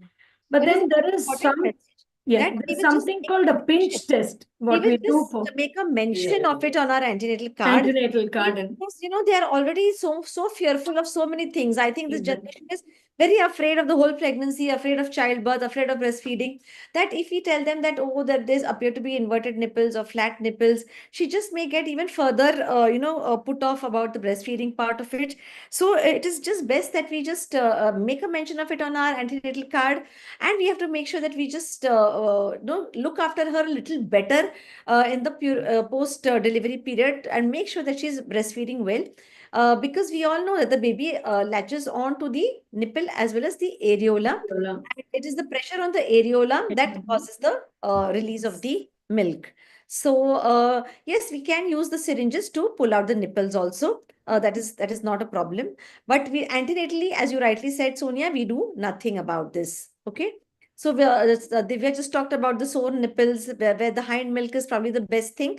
We don't usually use these creams. What are they? What based creams are they? I forget the name. I think on the Zoom platform, not to mention about the product. Yeah, I suppose so. Lanolin based Lanolinic acid. We do not tend to use them too much. And also there's a habit of using wipes now. Wet wipes are very commonly used, right? Which is the medicated ones. So we are advising them not to use that plain water, and then exactly, because any kind of different aromas or odors will definitely put the baby away, and they're not necessary also. Especially working ladies, when they're working and they're sweating a lot. So there may be some kind of a candidal infection or fungal infection. Yes, that is another possibility that can cause painful breastfeeding. And few cases like SLE or collagen vascular disorders can have pain at the nipple. Nipple. So we have to rule out that as well. Okay, all right. So Vaishali, this patient. Charu, I wanted to add one more thing. That because of the cracked nipple, it is so painful that mother does not want to feed, and then she gets engorged breast. The baby is unable to suckle, and it's an entire vicious cycle. Yes, and we need to address it right away. Explain to her all these things are going to happen, and keep encouraging her, counseling her. Maybe use of nipple shields in the correct sterile way in the initial days as soon as she gets, but in the correct way. Against sterility and infection, GI infection for the baby are some of the factors. But she needs to be encouraged, because at this point they just give up. So prevention is better than cure. If we can prevent the cracked nipple by a correct position and correct latch, that is the best thing. But if we cannot prevent it, then yes, using the hind milk to just soothe it, or sometimes with proper counseling, the use of nipple shields can definitely be thought about for cracked nipples. Right. Especially this lady now comes to you with fever with chills. She's delivered 5 days back. You see overfilled, tight breast with shiny nipple, very painful with no milk flowing at all. I mean, it's just become like stony hard, She's just delivered 5 days back. Yeah, so this looks like breast engorgement, and if it is hard breast engorged, then baby obviously cannot take that milk, and this it keeps increasing, which may lead to later on breast abscess, fever with chills, breast abscesses. All these are the sequelae that are going to happen. So it's very important that she has to express the milk out. Either she can use cold compresses or hot compresses. Plus, gently with her own hands, soften the breast and then express the breast. Yes, oxytocin can also be given to them, to the mothers. It helps in expressing. And light massage is what is required. and of course encouragement, and more the more milk she removes, more is going to keep filling.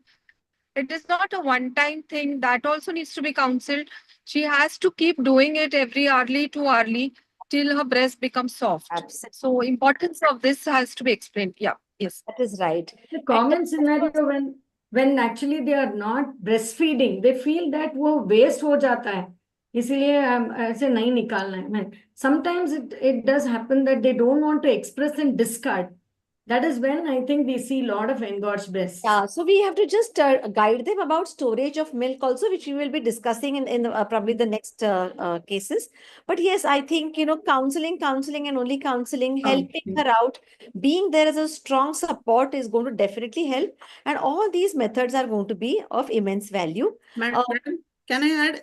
Yes, In such Shailaja, you case, can talk about yeah, in this such also. case, if we give back massage, many times this oxytocin prolactin reflexes set in and it helps to reduce the engorgement.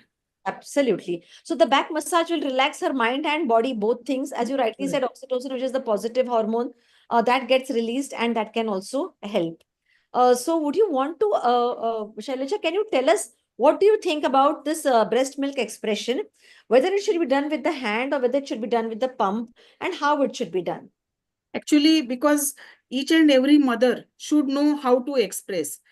Antenatally, we can tell them the methodology, but it should not be much told about. But each and every mother before discharge should know ideally that how to express. And hand expression, many times mothers are not comfortable with hand expression, particularly educated mothers are not more comfortable nowadays, we all are able to see it. But hand expression is very useful, and it gives better yield as well. But many times, if mother is not comfortable, then we can do combination as well. That is called as hands-on pumping. And that is the best method if we do it, particularly when baby is in a NICU, or baby is weak and premature or low birth weight or sick and not able to suck properly. So that will give better yield and better emptiness as well. But at least hand expressions she should know, and each and every mother should be taught before discharge. That is well said. But how you have to cup your the breast in a C-shaped manner, where the thumb has to place, Yes. where the rest of the fingers have to be placed, from periphery towards the center, is how it's supposed to go, Yeah, and about the methodology. storage of the milk also. And what are the indications for the expression? That also we should tell them. Means it doesn't mean it is not required routinely. Baby is good, full term, healthy baby, which is able to suck properly. Correct. The low birth weight babies, the smaller babies, the sick babies, they're the ones who are unable to suck. They don't have that much strength and capacity, and that is the time when it is necessary to express. And cleanliness, again, we have to again and again reinforce. Definitely, absolutely, yeah. So Yukti, would you like to talk about the correct position for breastfeeding and the correct latch and the correct attachment for breastfeeding? Is there anything which is like something which is picture perfect correct? Yeah, definitely. Ma'am, when we are teaching the patient to latch the baby, so we have to tell her how to hold the head, the baby's mouth should be latched to the breast in such a way that, the chin is in touch with the breast and the nose is away from the breast. At times when the initial mothers, the new mothers, they latch the baby, so they're pressing on the nose. So the baby is not able to suckle well. So that is, the way. And she has to be sitting in a comfortable position and holding the baby close to her breast and try.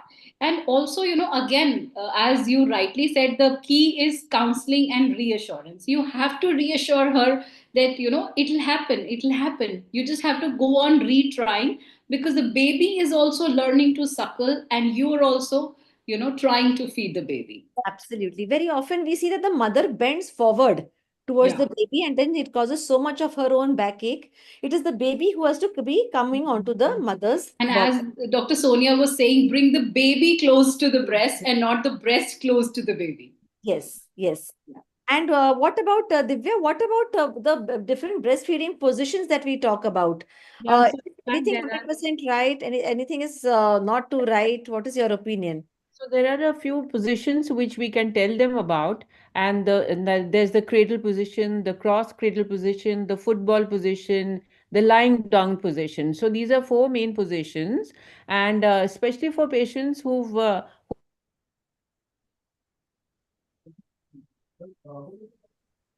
screen just now. And the football position is for especially also for mothers who've had a cesarean section, so that the baby is actually held sideways and doesn't fall on the baby's weight doesn't fall on the abdomen where the cesarean section wound is. So this is very, very helpful even also for twins. Like one baby can feed on one breast in the football position, and the other baby can feed on the other breast simultaneously. It can be done, in fact. And one could keep supports there. So but an earlier lying down position was not being propagated, and it was said that it could cause aspiration pneumonia and otitis media. But now lying down position is being propagated, and it's Yes. supposed to be one of the best. In fact, it's so convenient for the mother to just keep lying down and feed the baby. She can be rested and she can keep resting and still feed the baby. So I think this is one of the best positions. I do think so, because definitely the mother is so exhausted. We all also have gone through these positions, these problems, and we know that it is a very exhausting process. So the best part is that, yeah, she can also lie down, and sometimes even having the baby completely on her, she resting in a rocking chair kind of a situation also is not bad.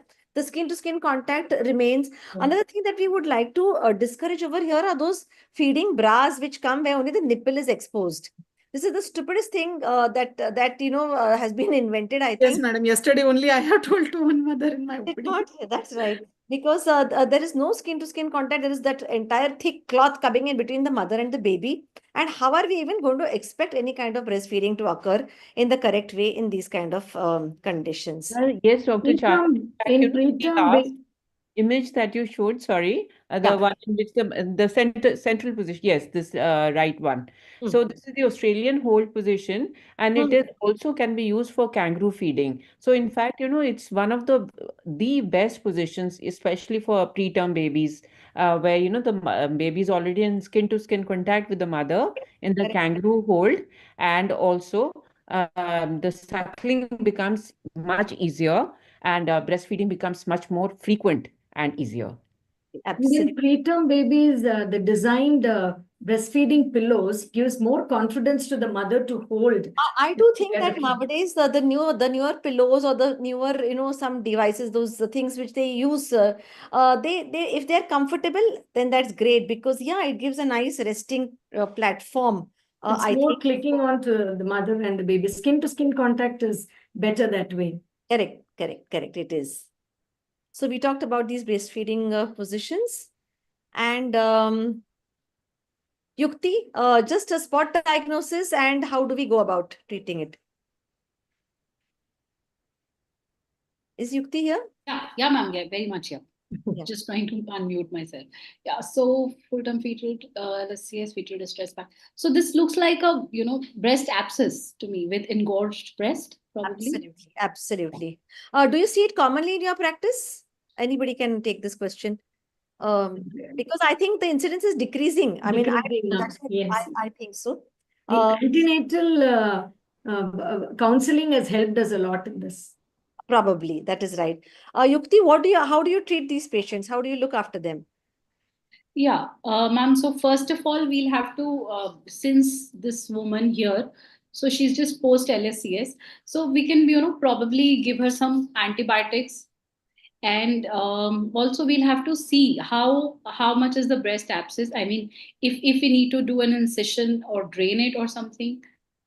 Would you like to investigate her before that? Yeah, definitely. Do a scan first. Do We a will. scan and an ultrasound guided biopsy. That you do an ultrasound for this patient, because yes, Sonia, you could take it up. I usually do an ultrasound and then check whether ultrasound only biopsy is to be done, or it's kind of a therapeutic and a diagnostic both. So many a times, if it is less than 10 cc of the accumulated pus, it usually drains out with needle biopsy. So that's quite USG guided aspiration. needle guided aspiration. So we do it both. So I think we have to be very clear that if it's a small abscess, like not more than 3 centimeters, then I think the aspiration under local anesthesia is a good idea, especially if it is ultrasound guided. The ultrasound guided helps us to locate the multiple loculi and helps us to, make sure that all the loculi get drained. But yes, if it is a big abscess, then we may have to do an incision and drainage. Second, we have seen cases of multiple abscesses also in the breast, okay? Or abscesses in both the breast, and their counts are sky high. The culture sensitivity shows organisms which are sensitive only to IV antibiotics. Then the best thing that we have to do in these cases is to admit her, give her the antibiotics for a day maybe, and then post her for multiple incision and drainages, because without that, she is not going to settle down at all. So in these cases, it is pointless trying to do needle aspiration, because we just end up wasting time. The patient continues to remain in pain. But for smaller abscesses, just needle aspiration is the best thing, because we avoid ugly scars, we avoid separation of the mother baby, we avoid formation of milk fistulas, which was just talked about in the last talk by Dr. Varsha. So this is how we usually go But about. still they have phobia to breastfeed from the other side as well. Yes. Yeah, so large abscess, Charu, when they require surgical excision, IND. So there are a lot of phobias after that they stop feeding. Correct. So all this needs to be counseled to them that they can continue feeding. And by chance, if this patient goes to a general surgeon, then they immediately ask patient to stop breastfeeding. Breastfeeding. So these patients should not go somewhere else. They should come to us where we can do the Exactly. procedure and the counseling post-op properly, and feeding should not be stopped in any way. So And Absolutely. incision should be taken in a proper way, which should be away from the areola. It should not be radial. I mean, it should not cut many, severe many ducts and nerves, because it becomes problem in the next delivery as well. So that care has to be taken. Like meticulously. Dr. Charu, Yes, please. Yes, Divya. like Dr. Charu, you said that multiple aspirations are indeed the indication for small to medium size breast abscesses. In fact, that is what we should be doing, and absolutely, this is the minimal invasive surgery that we can do for our abscesses. And it's you just have to do a little bit of numbing with lignocaine 1% and take a 14 gauge needle, and under ultrasound guidance you can aspirate the whole abscess and also send it for culture and sensitivity, and then give her an antibiotic. And usually the antibiotics, like you earlier suggested, would be either clindamycin, first generation cephalosporins. We try to avoid amoxiclav because it causes necrotizing enterocolitis, as well as it is causing a lot of MRSA, which is methicillin resistant Staph aureus. So therefore, and it prevents a lot of cosmetic problems. It prevents a lot of pain. The dressings are so painful if we go in for an incision drainage. So this should be propagated, like, aspirating, and it's pretty simple. Very simple. You are the person who has actually told us, how to do it, and we just have put a transducer on the breast, the ultrasound, and it's so simple to actually aspirate. We start using the ultrasound machine for the breast ourselves and doing these procedures. So now we come to this very important point where we direct the question to Dr. Shailaja and to Dr. Vaishali. Well, she's a 29-year-old. She underwent an os tightening because she had previous 2 abortions. But unfortunately, this time also she went into labor at 30 weeks and delivered vaginally a 1 kg baby, which cried well after birth. She delivered in a smaller hospital. She needed to be shifted to a tertiary hospital with NICU facilities.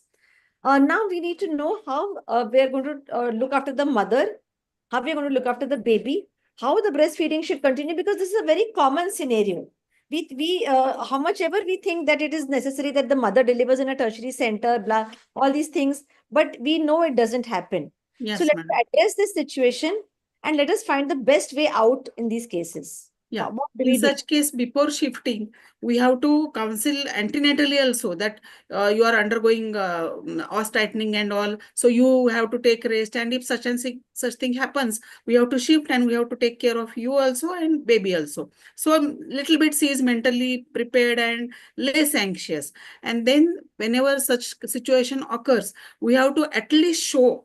I usually say to my all PG students as well and all the faculties as well, at least show the mother by Exactly. taking the baby close to her, at least touch the feet of the mother baby Correct. to the Before mother's shifting. cheeks and like that, so that she will be little bit anxiety will be relieved. And when baby is shifted, since we are speaking about breastfeeding and support and all, then we have to start as if baby is there.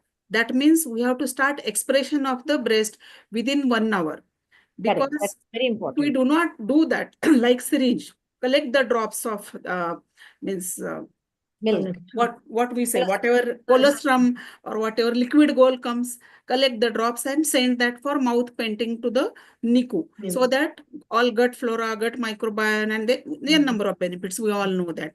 And every 2 hourly, at least 8 to times expression of the breast.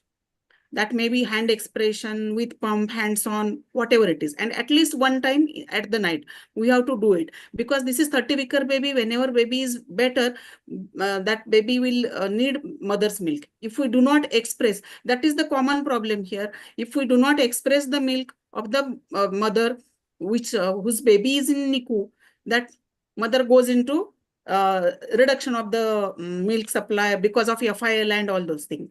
Another part is there are prolactin receptors on the alveoli. If we do not empty the breast within 3 to 4 days, then that receptor closes down.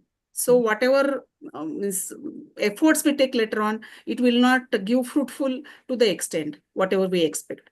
So keep expressing, keep storing properly, and shift the milk to the NICU. Shailaja, can you tell me one Yes, thing? I agree with Shailaja madam.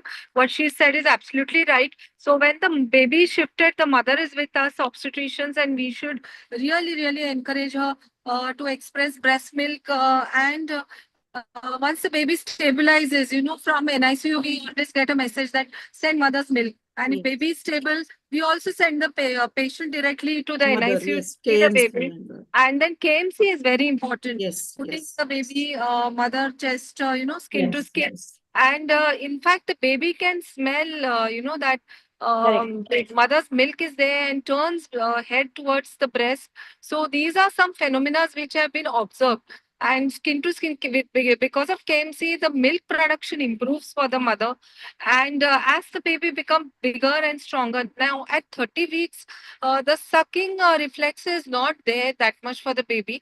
It starts developing after 34 weeks of gestation. So maybe mother's milk will increase, and as baby grows stronger, in a matter of 2 to 3 weeks, baby can directly suckle and latch on to mother's breast. So for premature baby, the position which Dr. Divya mentioned some time ago is also important. Yeah, Lying the down food. position with gravity, premature baby's head is little bigger. So lying down with gravity, that helps, and plus helps in mother and baby's skin to skin contact. So these are few tips. And when mother goes herself to see the baby, that improves the milk production and helps in establishing successful breastfeeding. Madam, we are having And a concept even of BFHI. Like that, we are having new BFHI. New BFHI. If we follow the steps of new BFHI, so premature babies and full-term babies both will get benefit, and of course, mother as well. even if the mother is not conscious or not oriented, but still, I think the first few drops called colostrum can be sent to the NICU. Yeah. That makes a And lot of both difference. the partners can take turns in, giving the kangaroo Yes. mother care to the baby, and using the paladi or those bondli as they call it, the specially designed which are being used since a long time in our culture. All these things are going to benefit for feeding of the breast milk. And if breast milk is inadequate or difficult to send, then I think we have milk banks today. So rather Yes. than using, formula milk, we can always use milk from the milk banks for these preterm babies or for babies in the NICU for whatever Yes, reason. pasteurized donor human milk, which Absolutely. is safe. So these So are another another point about colostrum yes. being sent for premature babies, the colostrum is just put on the lip of the baby. It Baby. Yes. doesn't ingest it No, oral cavity. Diva madam, we can put and it on the into oral the cavity, even Oral in cavity. incubated babies. the oral cavity, and it is said to stimulate the microbiome Yes. in the gut Important. I think of the today baby. everything is all about microbiome. Everybody Yes. talking only about microbiomes, whether it's infertility, whether it is the gut, whether it's any gynec health. Psychological health as well. Absolutely. So the head is usually heavier in preterm babies. So football hold is also a good hold for breastfeeding the preterm baby. The nifty cup, finger feeding, all these systems will be there. I think we will just come to our last case. Divya, would you like to take this? Breastfeeding in working women. Now, this 36-year-old lady is very in a great hurry to go back because she's at a very senior position in her corporate sector, and she wants to know which is the best formula milk brand which she can start for her baby after once she joins office. So, what will you tell her? Yes. So of course, formula milk is out. I think Farhana And Diwan ma'am has joined. Can we take a small break? yes, And yes, ma'am. here, So Diwan, we would Farhana ma'am, we are happy to welcome you. I am Dr. Charulata. Yeah, I am I Dr. Charulata yeah. Bapai. I'm sorry I didn't Hi, notice. Farada. No, it's okay. I'm listening for a long time. It's so interesting. Oh, I'm so sorry. I didn't. I just saw you just now. So, madam, can we just take this case and can you give your remarks after this case, please? Is Yeah, it okay? yeah. All Yeah. right. Thank you so Thanks, much. Farana. Dr. Hi. Carol, can I introduce Hi. Professor Farhana Diwan is Secretary General of Safog, and she is a professor and head of department OB-GYN, Sina Medical College and Hospital in Dhaka. So we welcome Professor Farhana Diwan, and Thank you. continuing with the question about the corporate leader who wants to go back to work, and she is asking for a formula milk for her baby. So formula milk is out as far as possible. In fact, it is out. So what do we tell her then? We should ask the mother whether she's going to join work, when is she going to join work, before she even delivers. So once we know that, then we are going to start counseling her about pumping and storing and keeping the milk. So there is a formula which is called the rule of three, in which if the mother pumps out her breast milk and keeps it on the table, then it is good for 3 hours if the temperature is 26 degrees Celsius. And she can put it in the refrigerator and store it for 3 days. It's good. It remains good, that is. But if she freezes her milk, then it stays good for 3 months. So we can make use of this fact and then ask her to start pumping and storing her milk. So she takes small sterilized containers, labels them, puts the Yes. date on them, and then she starts storing her milk much before she goes back to work, and she's puts them in the fridge. So when the maid or somebody support the support system she has at home, and they can always take out the milk and defreeze it. And how do you defreeze milk? You put it in a pan which is already full of warm water, and she puts the container in that particular pan, and the milk slowly defreezes, thaws, that is, and then that can be fed to the mother, to the baby. So, Absolutely. and in the office, she should have some private space where she can actually pump her milk and keep it in a small bag, and keep it in the fridge over there. Otherwise, she can carry, there are certain bags which are now available, which can be kept in a box, which contains our freezing packs, just the way we get blood carried in small boxes. So she can carry it back. She can also ask for an extension in her maternity leave. Most of the people don't know their rights, their maternity leave rights. So, Right. which is good for about a year nowadays, especially the government sector. In fact, they also the government is also giving them small breaks, during their office hours to go back and feed the baby, or somebody can get the baby to the office to feed. So all these kind of, ways to breastfeed are being encouraged for the mother. So we have to make them aware of all these things. And of course, work from home is also becoming very common after post-COVID. So that also can be suggested to her. So, but storage of milk is very important. I agree. And I think, labeling the milk, I think Shailaja wants to say Yeah, something. Madam, I think all of us, Indian Academy of Pediatrics, SFOG, and all the forums, obstetricians and pediatricians, and even IMA should take an initiative, and we should be behind all the corporate offices and companies that they should create breastfeeding supportive environment. And how BFHI is there, we should have BFWI, breastfeeding work initiative. And there should be some system to certify, and that should be an add-on, because I have communicated with some companies, and they are happy to do that, but they are not aware of it.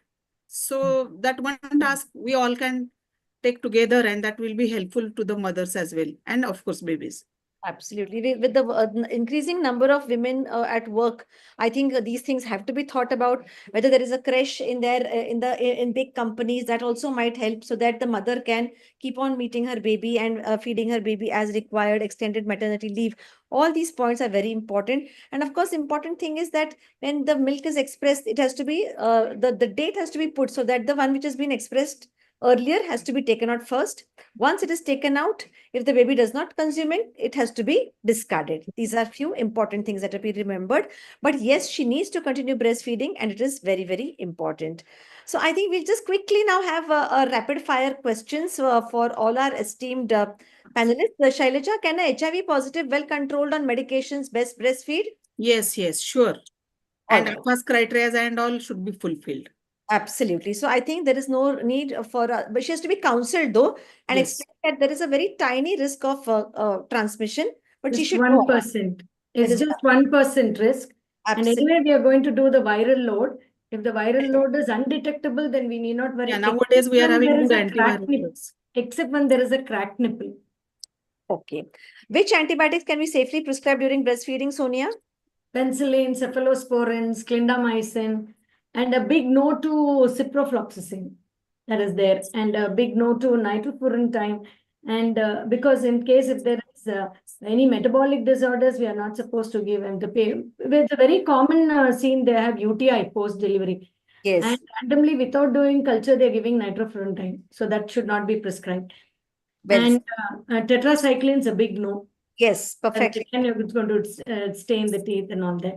And chloramphenicol also, I think we have known that it is definitely not for breastfeeding, because bone marrow suppression, we all are aware of it. Absolutely. Absolutely. Yukti, which supplements are a must as the mother breastfeeds? Yeah. Supplements when she breastfeeds. So the same, we said that, the galactocox to enhance breastfeeding. And also she has to be regularly on her own, ART treatments. No, just now, this is just iron and calcium, which we are looking. Iron and calcium, yes. Absolutely. Mother's milk is usually low in iron. So that is why iron supplementation is very necessary throughout breastfeeding. The other countries, there are postnatal, it is as per the requirement. It is ready Yes, to in the use. West, it is But in different. India, I think we it is need to necessary because of the severe iron deficiency anemia. What if the mother is suffering from breast cancer and needs to start her chemotherapy cycles post-delivery? Divya? Yeah, tough question. But there are a few chemotherapeutic drugs in which the mother can continue to breastfeed. But all in all, one would say that she will have to discontinue. Most of the times. That's what I know. I think this needs to be discussed with the medical oncologist, and whatever is in the mother's safety is also important. Yes. Delaying chemotherapy just for breastfeeding is also not So that is advisable. why we But yes, we so leave most breastfeeding aside. The of the mother is more time, important. yeah, most of the time breastfeeding is not allowed. Yes, Not when we know that recommended. the agents are very toxic and it is Yes. passing on to the Yes. milk, and common is tamoxifen. It is a big no again. So donors human milk is the best option for them. Absolutely. So once again, Shailaja, tuberculosis and breastfeeding, what do recommendations say? Yeah, in tuberculosis, if mother is open case, that means her sputum is having the organisms, then we have to tell her that she should cover the Mask. mouth, use mask regularly, and after feeding she should hand over the baby to the caretaker. Another thing is baby should be screened at the delivery, immediately after the delivery, and immediately we should give baby the BCG, which is helpful, and if required, INH. Fantastic. I mean, if the patient is already diagnosed TB and already on medication, then There is prophylaxis, no problem. there's no No problem. problem. And But if there if is there a is mass, extrapulmonary without any sputum yes, positive, then there is no then question no, of any no. thinking also. Correct. If there is And this is mastitis, active case. if Active there is case. mastitis and that is because of tuberculosis, then that is a different story that's altogether. a story. So there's And no if mother is on breastfeeding at all then. rifampicin and INH, then also she can No. safely breastfeed If there is because it's breast not abscess harmful. due to tuberculosis, that is usually cold abscess because active Yes. organisms are not there. So Yes. she can feed from mother, and whatever treatment we do, after that again, she should start from here. Express breast milk and then keep it. So with that, we come to the end of a fantastic panel discussion. I think all our panelists were so good and all gave such amazing messages. I think let us talk to Dr. Farhana Diwan ma'am before we go to our panelists. Farhana ma'am, thank you so much for joining in spite of your busy schedule. Okay, thank You're you. I'm so happy to be here. I'm here because of my friend Dr. Hema. But Hema has told me at the 11th hour, I was only at a talk in ICOG Masterclass.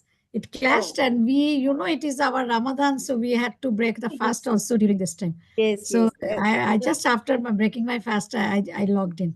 Hema gave me the link. So the topics which you are discussing, we are discussing today. I had a presentation, I think last year, it was nearly in COVID, Hema, wasn't it? Was it? I just talked about this position and everything. I think it is so important. The things which we discussed today, when a woman delivers, because the obstetrician is the first person to in contact with the delivering woman when she breastfeeds. So we have to tell them everything. So these are the very small things like what is exclusive breastfeeding, how she should feed her baby, how to what should be the position, what should be the attachment. All these are very, very important to explain to the woman. And what should she do? In our country, we have the law that after delivery, the mother gets 6 months leave. So that is so big a time during which they can very easily get the habit of feeding. And number two, the creche, that's when the mother goes at work, she can always take the baby with her, and there is a place where she can keep the baby. So she can breastfeed easily. Thirdly, when when we are talking about the expressed breast milk, we should very clearly tell the woman what she can do if she has to go out and be separated with the baby for maybe 2 to 3 hours. And the rule of three, I think, is very important to tell them. That was very important, I think. And that like in tuberculosis, what they should do, and like in antibiotics, which antibiotics should be given, which should not be given. I think these are very clear messages. And these webinars, when we do, it's important for our junior colleagues as well. The new gynecologists who are just practicing, who are seeing patients, I think it's important for them also to know everything. So, Dr. Charlotte, I think I'm really happy to be here, and I'm honored to have me given because you have given me this opportunity to say a few words. Thank you so much. Yeah, and Farhana, Safog has been very, very lucky for us because we launched during the Safog annual conference in Sri Lanka, the breastfeeding facilitators course. That's where you also inaugurated the course called Janani, and you also made a presentation there. And we are very happy and proud to tell that some of our champions who appear on the screen, including Sonia Mandappa and Vidya Topi, etc., have been leading the capacity building program for breastfeeding facilitators.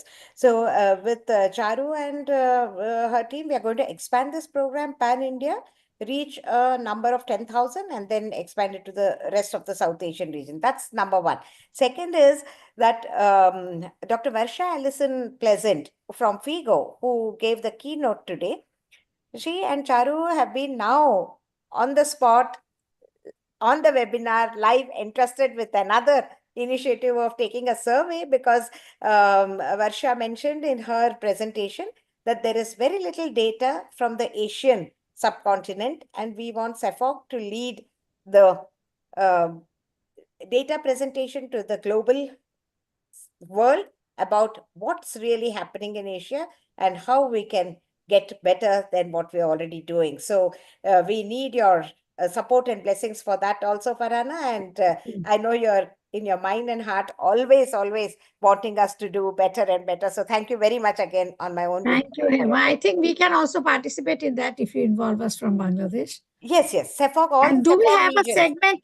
Do we have a segment in Figo as well? Because I'm also planning to go to Cape Town. Yeah, the Breast Health Committee has a session.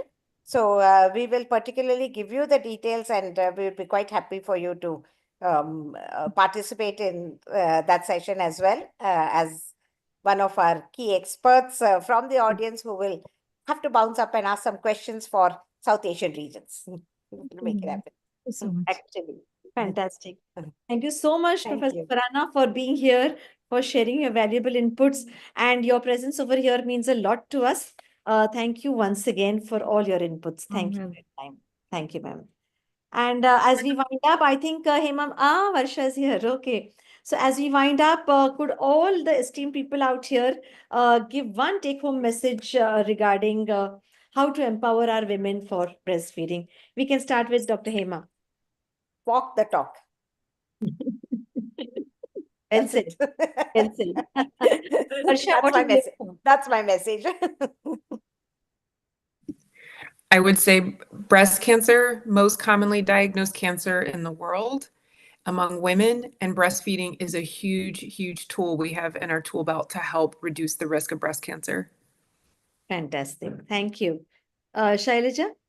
Yeah, though breastfeeding is natural, we have to support the mothers with early initiation and frequent breastfeeding, and continue to support even with each visit as well. Thank you.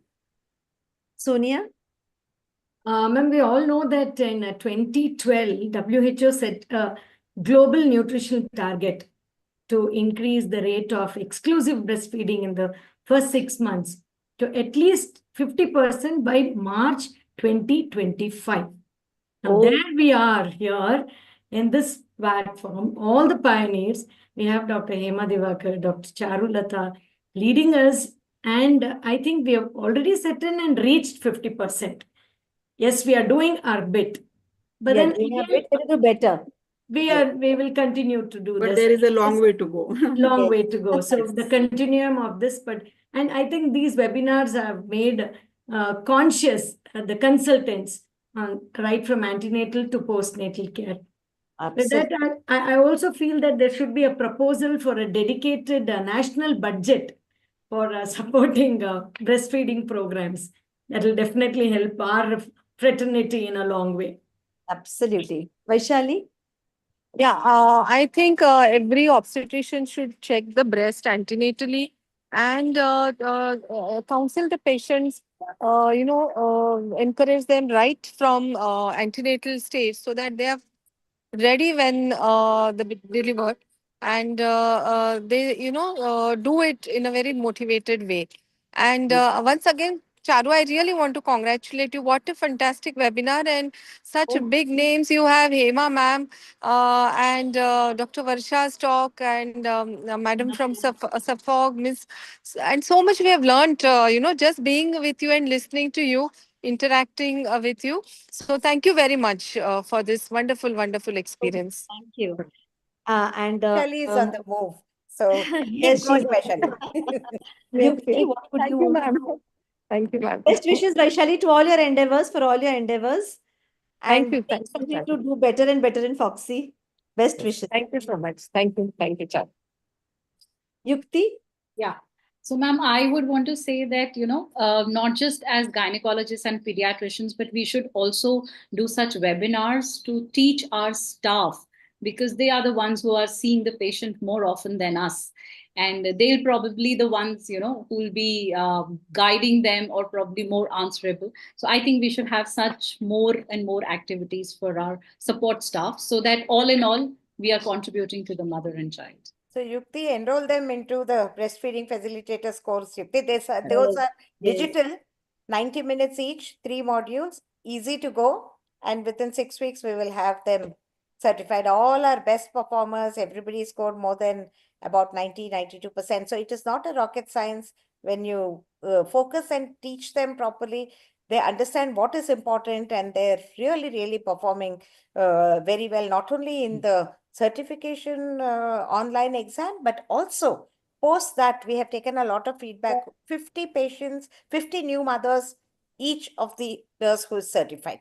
20 before she takes the course, but 50 after she's completed. So that is it becomes a way of execution of the breastfeeding support. So then they will never move out of the track. Yeah.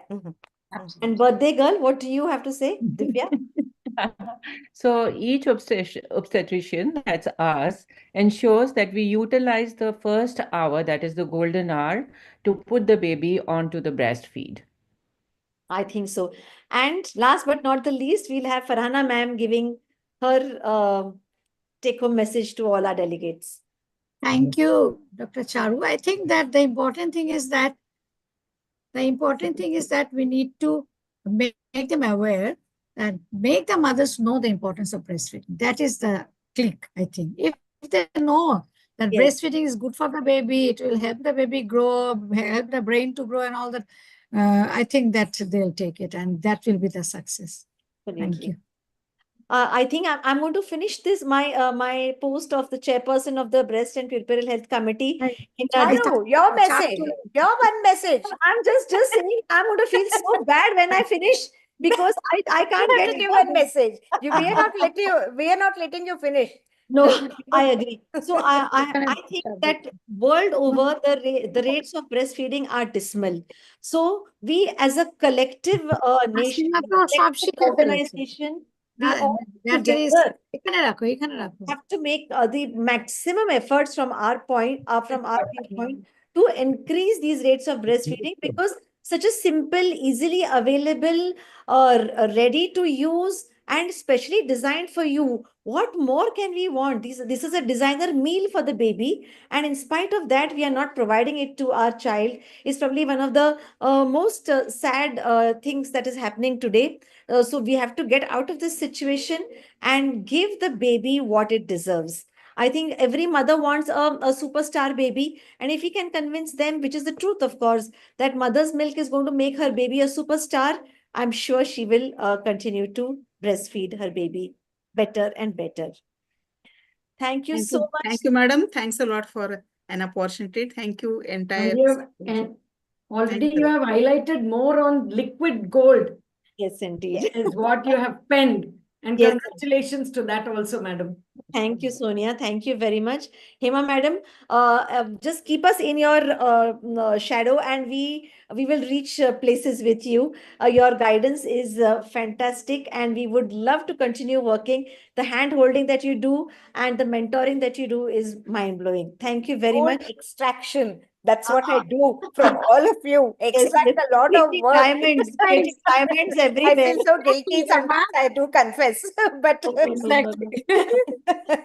Farhana ma'am, we would love to continue working with you and doing better and better projects. That is what we would definitely wish to do. Yes, and has already included us in her in her committee. So we are so happy to be a part of this. Breastfeeding and nutrition, if you go to Farhana Diwan's house, delicious, nutritious meal is guaranteed. Oh my God. Oh my God. That's the secret I'm letting out. So we are in Dhaka. You are all invited if you come. Yeah, we always go there uninvited. A bunch of us to surprise her. Thank you very much. Madam, a proposal, it should go through you, Dr. Hema Devakar, for all the policymakers, ma'am. Yeah. It was only you and your forum with all dignitaries on the Zoom platform. I think you should take it forward. We have already built up a good reputation as noisemakers. So we will continue that. Yeah, for sure. Harsha, thank you so much for joining, and thank you so much for sparing the time in your busy schedule, and adjust and logging in at 7 o'clock in the morning must have been a bit of a challenge for you. So we are really thankful that you have been a part of this wonderful webinar. Charulata, can I leave? I have another webinar. Yes.